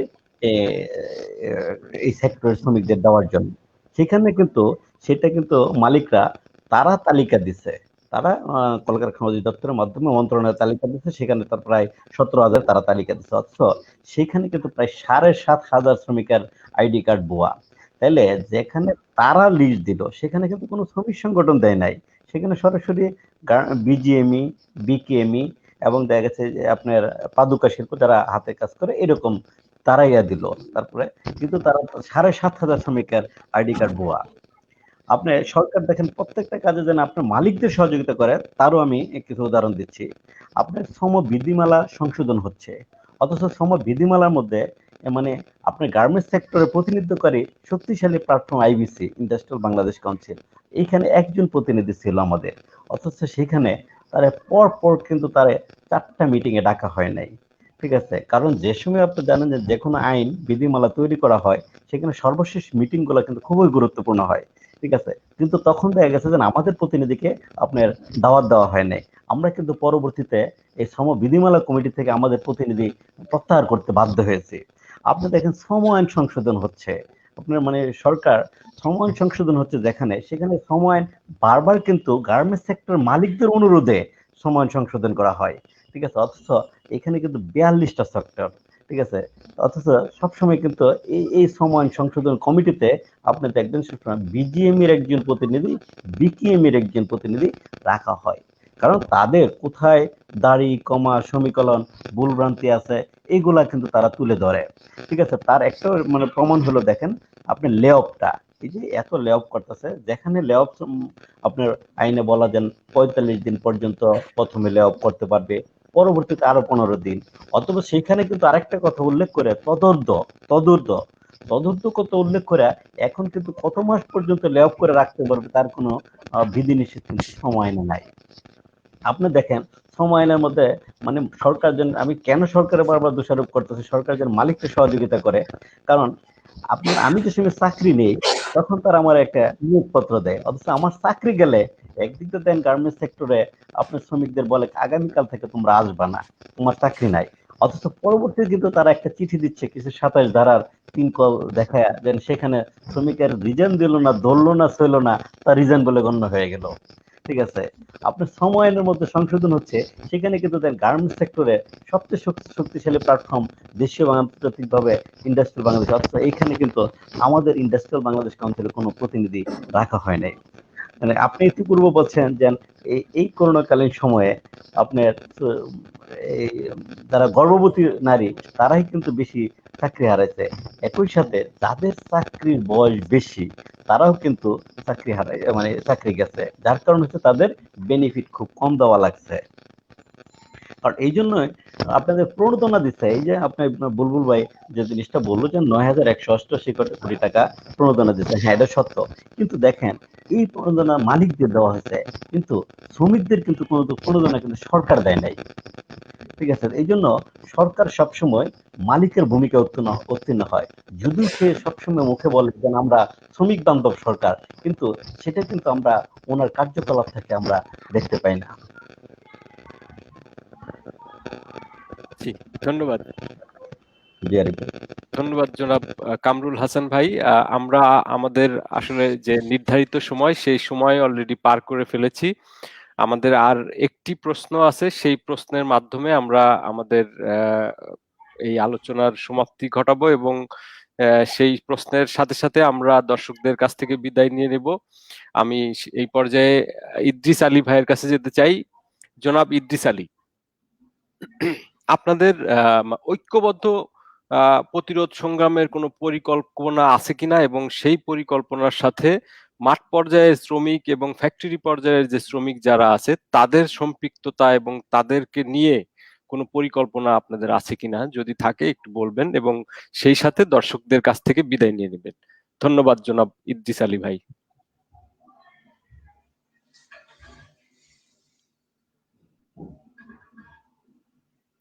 কামরুল ভাই, আমার আন্তরিক শুভেচ্ছা। আর যারা দর্শক আছেন তাদেরকেও আমি ধন্যবাদ জানাচ্ছি, শুভরাত্রি। আর সেই সাথে বলতে চাই আমাদের অবশ্যই পরিকল্পনা আছে। আমরা অনেকবার চেষ্টা করেছি সকল শ্রমিক সংগঠনকে যদি আমরা ঐক্যবদ্ধ করে আমরা একটা কি বলে শ্রমিক, আমাদের শ্রম সরকার শ্রমিকের লাঠিয়া মানে মালিকের কি করে লাঠিয়াল বাহিনী হিসেবে এখন বর্তমানে অবতীর্ণ হয়েছে। শ্রমিকের মালিককে রক্ষা করার জন্য তার সমস্ত শক্তি মানে নিয়োগ করেছে। দেখা এই যে ইন্ডাস্ট্রিয়াল পুলিশ পর্যন্ত তারা তৈরি করে দিছে মালিকদের রক্ষা করার জন্য, কিন্তু শিল্প রক্ষা না, মালিকদের রক্ষা করার জন্য তারা আগে মালিকরা মাস্তান ব্যবহার করত, তাদের একটা ঝামেলা হতো, সেই জন্য তারা একটা সাইনবোর্ড দিয়ে এক ধরনের মাস্তান তৈরি করে দিয়েছে যারা যারা এই মালিকদেরকে রক্ষা করতেছে। শ্রমিকরা যাতে মানে পাওনা তাদেরকে না দিয়ে বিদায় করবে, টাকা পয়সা দিবে না, পাওনা দিবে না, সেটা যাতে মালিকরা শ্রমিকরা চাইতে না পারে, সেই জন্য এই ব্যবস্থাটা করছে। এটা একেবারে খোলাখুলি, এটা একেবারে মানে ঢাকা ঢাকার কোনো ব্যাপার নাই আর কি। সেই ক্ষেত্রে আমরা দীর্ঘদিন থেকে আমি দাবি করে আসছিলাম আমার সংগঠনের ভিতরে, আমাদের সংগঠনের বারবার চেষ্টা করা হয়েছে। আমাদের এই যে কামরুল ভাই বা আমাদের আমিন ভাই আছে, আমাদের বুলবুল ভাই, এদের সাথে বিশেষ করে আমাদের রুহুল আমিন, মন্টু ঘোষ, এটা দুজনে খুব উদ্যোগ নিয়ে সবার সাথে যোগাযোগ রক্ষা করে চলেছেন আর কি, যে আমরা চেষ্টা করতেছি একটা ঐক্যবদ্ধ আন্দোলন করা যায় কিনা। এখন আমরা বিশাল একটা বড় সেক্টর, আমরা কিন্তু কেউ এই সমস্ত জায়গাতে আমাদের কিন্তু সংগঠন নাই, কেউ দাবি করতে পারবো না যে সব জায়গায় আমরা আছি। যদি একজন লোক সমর্থক থাকতে পারি, কিন্তু আসলে সংগঠন নাই। সেই জন্য যদি আমরা একটু ঐক্যবদ্ধ ভাবে সমস্ত শ্রমিককে আমরা একটা জায়গায় করতে পারি, ঐক্যবদ্ধ করতে পারি এবং একটা মুভমেন্ট আমরা দাঁড় করাতে পারি, তাহলে পরে আমার মনে হয় শ্রম আইন সংশোধন করা সম্ভব। শ্রমিকদের যে ন্যায্য মজুরি যেটা, সেই মজুরিটাও আদায় করা সম্ভব হবে। আর এই যে করোনার মধ্যে যেই ধরনের শ্রমিকদেরকে হয়রানি করলো, এই হয়রানি থেকে শ্রমিকদের রক্ষা করা সম্ভব হবে। জি, ধন্যবাদ জনাব ইদ্রিস আলী ভাই আপনার সুন্দর বক্তব্যের জন্য। এবং আমি এই পর্যায়ে কামরুল হাসান ভাইয়ের কাছে যেতে চাই। কামরুল হাসান ভাই, জি জনাব কামরুল হাসান ভাই, আপনাদের কি ঐক্যবদ্ধ প্রতিরোধ সংগ্রামের কোনো পরিকল্পনা আছে কিনা সেই বিষয়ে আপনি বলবেন এবং দর্শকদের কাছ থেকে বিদায় নিয়ে নেবেন। আমরা শেষ প্রশ্ন নিয়ে আলোচনা করছি। ধন্যবাদ জনাব কামরুল হাসান। আপনারা জানেন যে আমাদের যে ইন্ডাস্ট্রিয়াল বাংলাদেশ কাউন্সিল, সেখানে প্রায় 18টা গার্মেন্টস সংগঠন, ঠিক আছে। তাই আমরা কিন্তু ঐক্যবদ্ধভাবে যে কোনো সিদ্ধান্ত নিলে আমরা কিন্তু ঐক্যভাবে নিই, এবং সেগুলো কিন্তু আমরা একসাথে প্রয়োগ করার চেষ্টা করি। ঠিক আছে, এই জন্যই আমরা যদি দেখা গেছে যে শ্রমিকদের জন্য কখনো ঐক্যবদ্ধ আন্দোলন করা দরকার হলে অবশ্যই দেখা গেছে আমরা ঐক্যবদ্ধ আন্দোলন করতে বাধ্য হবো। সেখানে প্রত্যেকটা শুধু ইন্ডাস্ট্রিয়াল বাংলাদেশ কাউন্সিল নয়, সেখানে স্কপ অথবা আমাদের অন্যান্য যে আরো সংগঠনগুলো আছে সকলে একত্রে আমরা আন্দোলন করতে বাধ্য হব। আর আমি সকল আমাদের যারা দর্শক আছে এবং আরিফ ভাই সহ সকলকে ইন্ডাস্ট্রিয়াল বাংলাদেশ কাউন্সিলের পক্ষ থেকে আবারও ধন্যবাদ জানিয়ে, আমাকে আমন্ত্রণ জানানোর জন্য আপনাকে ধন্যবাদ জানিয়ে এবং দর্শক ভাইদের ধন্যবাদ জানিয়ে আমি আজকের মতো আমার বক্তব্য শেষ করছি। সকলকে খুদা হাফেজ, আল্লাহ হাফেজ। অসংখ্য ধন্যবাদ জনাব কামরুল হাসান ভাই। আমি এই পর্যায়ে সর্বশেষ জনাব আহসান হাবিব বুলবুল ভাই আপনার কাছে যাব একই প্রশ্ন নিয়ে। সুপ্রিয় দর্শক, আপনারা জানেন যে এই যে করোনা কালে আপনাদের এই যে শ্রমজীবী মানুষের যে অধিকার, সেই অধিকার আদায়ের জন্য সেন্ট্রাল লেভেল থেকে শুরু করে ফ্যাক্টরি লেভেল পর্যন্ত শ্রমিকের এবং আমাদের এই যে শ্রমজীবী মানুষ যারা আছেন তাদেরকে যারা পথ দেখাবে, তাদের দাবি আদায়ে যারা মানে সম্মুখে যারা কাজ করবেন, তাদের সাথে যে সমন্বয়টা, সেই সমন্বয় এবং এই যে আলোচনা, সেই আলোচনার মাধ্যমে আমরা একটা বিকল্প মতামত তৈরি করব এবং আশা করি ভবিষ্যতে আমরা আমাদের এই অধিকার আদায়ের এবং আমাদের যে লক্ষ্য অর্জন, সেই লক্ষ্য আমরা অর্জন করতে সমর্থ হব। জি জনাব আহসান হাবিব বুলবুল, আপনার বক্তব্য।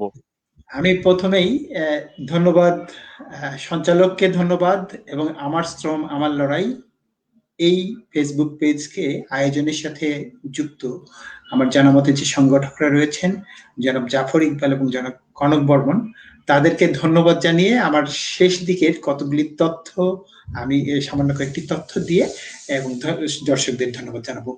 আমি যে বিষয়টি কামরুল হাসান সুন্দর করে বলেছেন, আমাদের দেশের শ্রম বিধিমালা এবং শ্রম আইন সেটার যে সংশোধন যে প্রক্রিয়া, সেই প্রসঙ্গিত বিষয় 2006 সালে আমাদের এই শ্রম আইনটি যখন প্রবর্তিত হয়, 1994 সালে কিন্তু এই শ্রম আইন যে সংশোধন সংশ্লিষ্ট যে সুপারিশ, সেই সুপারিশ প্রধানমন্ত্রীর দপ্তরে দাখিল হওয়ার পরে সেটি কিন্তু 2006 সালে এসে শ্রম আইন হিসেবে পার্লামেন্টে পাশ হয়। কিন্তু পাশ হওয়ার পরে এই শ্রম আইন বাংলাদেশের ট্রেড ইউনিয়ন আন্দোলন গ্রহণ করে নাই। সেটি গ্রহণ না করার পরে বর্তমান সরকারের যে প্রধানমন্ত্রী, উনি পূর্বের বারের সেই সময়ের ক্ষমতায় আসার আগে প্রতিশ্রুতি দিয়েছিলেন যে আইএলও কনভেনশন এবং শ্রমিকদের যে অধিকার সেটি নিশ্চিত করার যে প্রক্রিয়া, সেই প্রক্রিয়ার সাথে সামঞ্জস্যপূর্ণভাবেই এই শ্রম আইনের সংশোধনী হবে। আমরা 2013 এবং 2018-তে দুইটি সংশোধনী পেয়েছি, কিন্তু প্রতি ক্ষেত্রেই আমরা দেখেছি কিছু সংশোধনী শ্রমিকের পক্ষে আসলেও প্রতিবার যতটুকু শ্রমিক লাভবান হয়েছে তার চেয়ে বহুগুণ বেশি শ্রমিকের অধিকারকে খর্ব করা হয়েছে এই শ্রম আইনে। এবং এটি খুবই সত্য যে এই শ্রম আইনে প্রধানত শুধুমাত্র গার্মেন্টস মালিকদের স্বার্থ সেটি রক্ষা করার জন্য যে সমস্ত ধারা, যে সমস্ত বক্তব্য, সেটা এখানে যুক্ত করা হয়েছে। এই শ্রম আইন বাংলাদেশের খুব অল্প সংখ্যক শ্রমিককে সুরক্ষা দেয়, অথচ একটি দেশের সকল শ্রমিক এই সুরক্ষা পাওয়ার অধিকার রাখে। কিন্তু বর্তমান যে বিদ্যমান শ্রম আইন, সেই শ্রম আইন 82-83% আইএলওর ভাষ্য অনুসারে 87% শ্রমিকই এই শ্রম আইন দ্বারা সুরক্ষা পায় না। তাহলে মাত্র 13% শ্রমিককে সুরক্ষা দেয় এই শ্রম আইন। সেই 13% শ্রমিকের সুরক্ষার প্রশ্ন যদি হয়, তাহলে খুব সাধারণ প্রশ্ন রয়েছে। আমরা শ্রমিকের যতগুলি চাকরি অবসান প্রক্রিয়া রয়েছে, সেই সকল চাকরি অবসান প্রক্রিয়ায় আমরা জানি যে শ্রমিকদের যে ক্ষতিপূরণ বলে একটি শব্দ এবং গ্র্যাচুইটি নামে একটি শব্দ, প্রকৃতপক্ষে আসলে এই বিষয়টা হচ্ছে যে একজন মানুষ তার যে জীবনকাল, সেই জীবনকালের 3টি পর্ব, একটি তার শিশু, কিশোর, শৈশব এই কাল, একটি তার কর্মকালীন সময়, আরেকটি হচ্ছে তার অবসরকালীন সময়। তাহলে তিনি এই যে কর্মকালীন সময়, সেই কর্মকালীন সময়ে এমন মজুরি পাবেন যে মজুরি দিয়ে ওই সময়ের তার যে জীবনযাপন প্রক্রিয়া সেটি তো নিশ্চিত করবেন। এর পাশাপাশি তার অবসরকালীন সময়েও তিনি যেন ওই জীবনটা খেয়ে পড়ে বাঁচতে পারেন, সেই পরিমাণ যে আয়োজন, সেই আয়োজনটাও তার হবে। এটির কারণেই কিন্তু ক্ষতিপূরণ, এটির কারণেই কিন্তু গ্র্যাচুইটি। তাহলে সেই ক্ষতিপূরণ এবং গ্র্যাচুইটির যে পদ্ধতি, সেই পদ্ধতিটি আইনে থাকার পরে পরবর্তীতে প্রতি ধাপে ধাপে এসে সেই জায়গা থেকে কিভাবে শ্রমিককে বঞ্চিত করা যায়, অর্থাৎ এই মুহূর্তে শ্রমিকের শ্রমটাকে শোষণ করছি, আবার ভবিষ্যতেও ওই শ্রমিকের অবসরকালীন সময়েও এই শ্রমিককে আমি একটি আখের ছুবড়ার মতো কিভাবে ডাস্টবিনে ছুড়ে দিতে পারি, তার প্রতিটি সুযোগ এই শ্রম আইনের ধারার মধ্যে ঢোকানো আছে।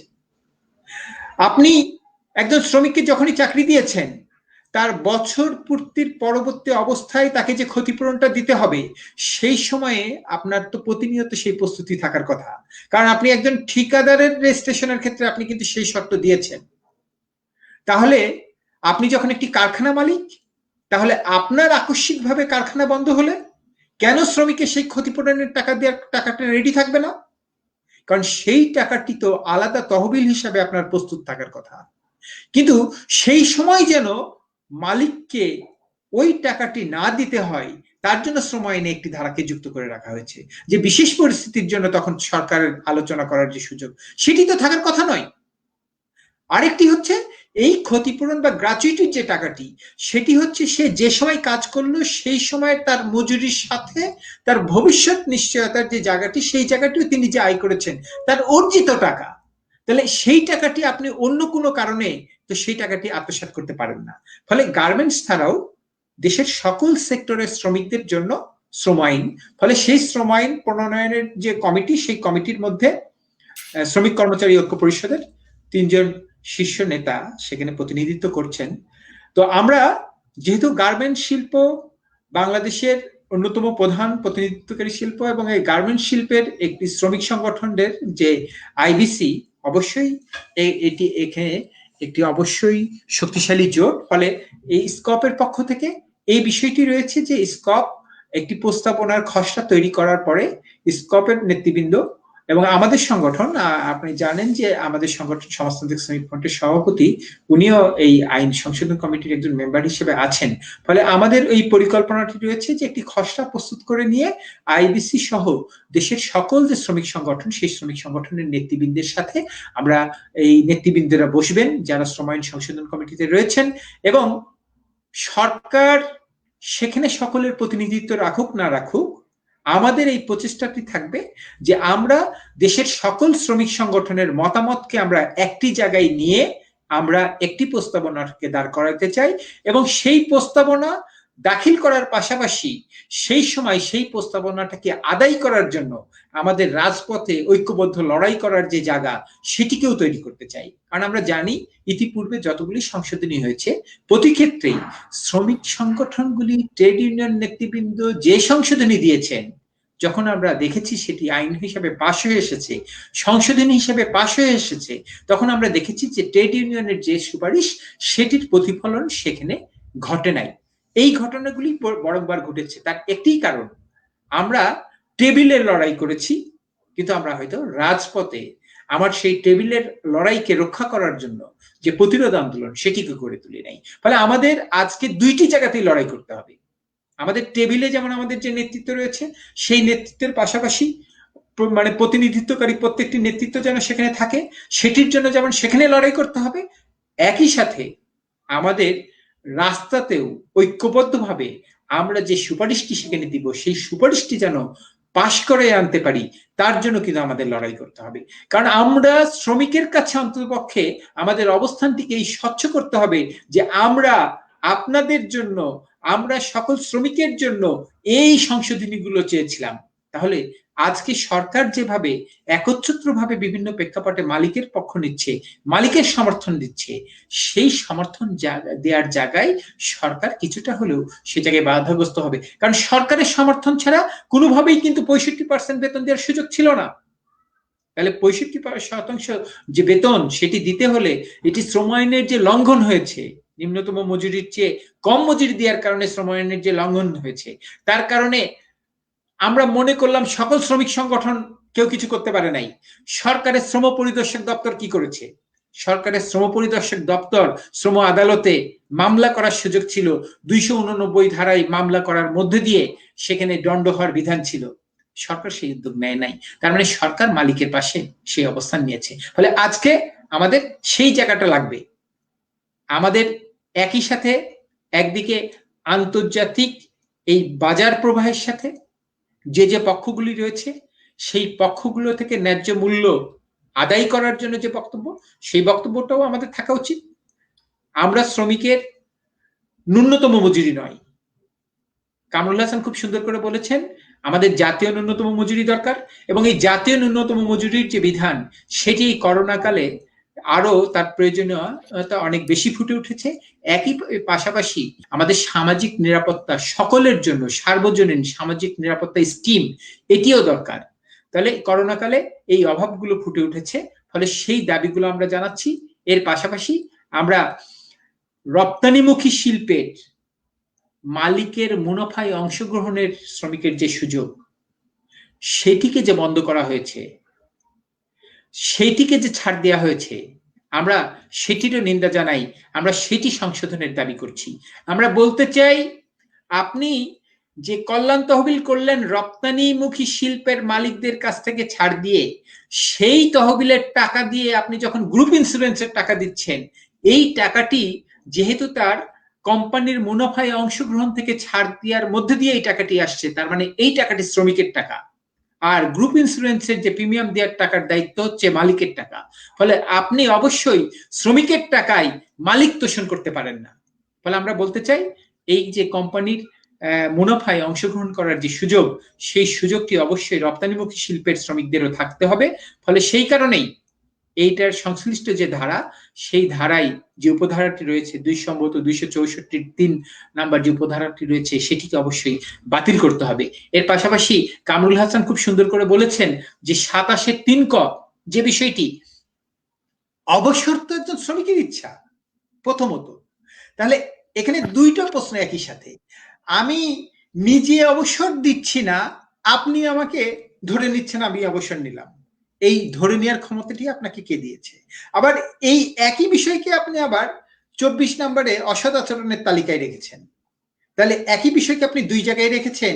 শক্তির ক্ষমতায়, যেখানে দেখবেন শ্রমিককে এই জায়গায় যদি একটু কোনো কিছু না দিয়ে বাদ দিতে চাই, বরখাস্ত করতে চাই, তাহলে একটু টান পড়বে, তখন আপনি সেখানে এই 27(3) ক ব্যবহার করবেন।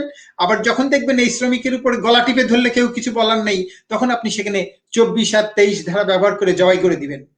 এই যে পদ্ধতি, সেই পদ্ধতির অবস্থান। দ্বিতীয়ত হচ্ছে, আমি অবসর নিব, আমার যে ক্ষতিপূরণের যে হিসাবটি, সেই ক্ষতিপূরণ তো আমার ভবিষ্যৎ অবসর সময় নিরাপত্তার জন্য। তো সেটির জন্য আমি যখন অবসর নেব, কেন সেটি 5 বছর না হলে আমি কোনো টাকা পাবো না? কেন 5 বছরের পরবর্তীতেও আমার অন্য যে অব্যাহতি মানে অবসর প্রক্রিয়া রয়েছে, সেই প্রক্রিয়ার সাথে এখানে আমার পাওনাটা অর্ধেক কেন হবে? কারণ কোনো অবস্থাতেই আমার ভবিষ্যৎ যে ক্ষতিপূরণ, ভবিষ্যৎ যে নিরাপত্তার যে টাকাটি, সেটি কোনো অবস্থায় কমতে পারে না। এমনকি এটা 23 ধারার প্রেক্ষাপটে আপনি যে বরখাস্তের বিধান রেখেছেন, সেখানে সেটার মধ্যে দিয়ে আপনি নোটিশ পেটা দিবেন না, এটি বলতে পারেন, কিন্তু আপনি সেখানে শ্রমিককে ক্ষতিপূরণ থেকে বঞ্চিত করতে পারেন না। ফলে শ্রম আইনের এই সকল যে অগণতান্ত্রিক ধারা, আমরা মনে করি আমাদের যে শ্রমিক সংগঠন সমূহের যে প্রতিনিধিগুলো 3 জন এখানে রয়েছেন, আমরা মনে করি আরো সকল প্রতিনিধিত্বশীল করার জন্য যে আরো যে সকল যোগ্য প্রতিনিধি রয়েছে, তাদেরকেও এখানে যুক্ত করার প্রেক্ষাপটে আমরা আহ্বান জানাই। আমাদের এই এখন যে শ্রমিক প্রতিনিধিগণ রয়েছেন, তারা অবশ্যই শ্রম আইনের মধ্যে এই যে অগণতান্ত্রিক যে ধারাসমূহ রয়েছে, সেই অগণতান্ত্রিক ধারাসমূহকে চিহ্নিত করে সেগুলো বাতিলের জন্য সুপারিশ করবেন, এবং আমরা ঐক্যবদ্ধভাবে আন্দোলন গড়ে তুলব আমাদের যে দাবি, সেই দাবিটিকে আদায় করার জন্য। আজকের এই ফেসবুক পেজের আমাকে কথা বলার সুযোগ দেওয়ার জন্য আমাদের সংগঠন গার্মেন্টস শ্রমিক ফ্রন্ট, সমাজতান্ত্রিক শ্রমিক ফ্রন্টের পক্ষ থেকে আপনাদেরকে অভিনন্দন জানাচ্ছি। যে সকল দর্শক দেশে এবং বিদেশে ধৈর্য ধরে দীর্ঘক্ষণ আমার আলোচনা শুনেছেন, বিশেষ করে আমার এই বক্তব্যকে শুনেছেন, তাদেরকে প্রতি আমার কৃতজ্ঞতা প্রকাশ করছি। আপনাদেরকে ধন্যবাদ, সবাইকে অভিনন্দন, শুভরাত্রি। ধন্যবাদ জনাব আহসান হাবিব বুলবুল, এবং ধন্যবাদ জনাব কামরুল হাসান এবং ইদ্রিস আলী ভাই। আপনাদেরকে আপনাদের মানে অনেক ব্যস্ততার মধ্যে আপনারা আমাদের এই আমার শ্রম আমার লড়াই ফেসবুক পেজের লাইভ আলোচনায় অংশগ্রহণ করেছেন, আপনাদের মূল্যবান বক্তব্য দিয়েছেন। যে বক্তব্য শুনে আমাদের যে শ্রমজীবী মানুষ যারা আছেন তারা উপকৃত হবেন, এবং আপনারা কি পরিকল্পনা করছেন সেই পরিকল্পনাগুলিও তারা এই আলোচনার মাধ্যমে জেনেছে, এবং সেই অনুযায়ী তারাও তাদের কি করণীয় সেই করণীয়গুলো সম্বন্ধেও তারা সচেতন হতে পারবে। এবং সুপ্রিয় দর্শক, আমাদের এই প্রক্রিয়াটি ধারাবাহিক প্রক্রিয়া। এই যে আমার শ্রম আমার লড়াই পেজের লাইভ আলোচনা, এটি প্রতি শনিবার আমাদের এই নিয়মিত আলোচনা চলতে থাকবে, এবং এর পাশাপাশি আমাদের বিশেষ কিছু পর্ব আছে সেগুলিও চলতে থাকবে। আশা করি আপনারা আমাদের সাথে থাকবেন, এবং এই যে এতক্ষণ আলোচনায় আপনারা ধৈর্য ধরে দর্শক যারা ছিলেন দেশে এবং দেশের বাইরে, আপনাদেরকে অসংখ্য ধন্যবাদ। এবং আপনারা আপনাদের সুস্থ এবং সুন্দর জীবন কামনা করে আমরা এখনই শেষ করতে চাচ্ছি। এবং আপনারা সুস্থ থাকতে হলে আমাদের যে শ্রমজীবী মানুষ আছেন তারা অবশ্যই এই করোনা থেকে বাঁচতে হলে আপনারা জানেন, আপনারা সুযোগ পেলেই ঘন ঘন হাত ধোবেন 20 সেকেন্ড ধরে, এবং সবসময় চেষ্টা করবেন বাইরে বের হলেই মাস্ক পরার জন্য। এবং আমাদের এই প্রচেষ্টা ভালো লাগলে অবশ্যই আমাদের এই আলোচনাটি আপনারা লাইক এবং শেয়ার করে আমাদেরকে উৎসাহিত করবেন। ধন্যবাদ সবাইকে। আজকের মতো আমরা বিদায় নিচ্ছি।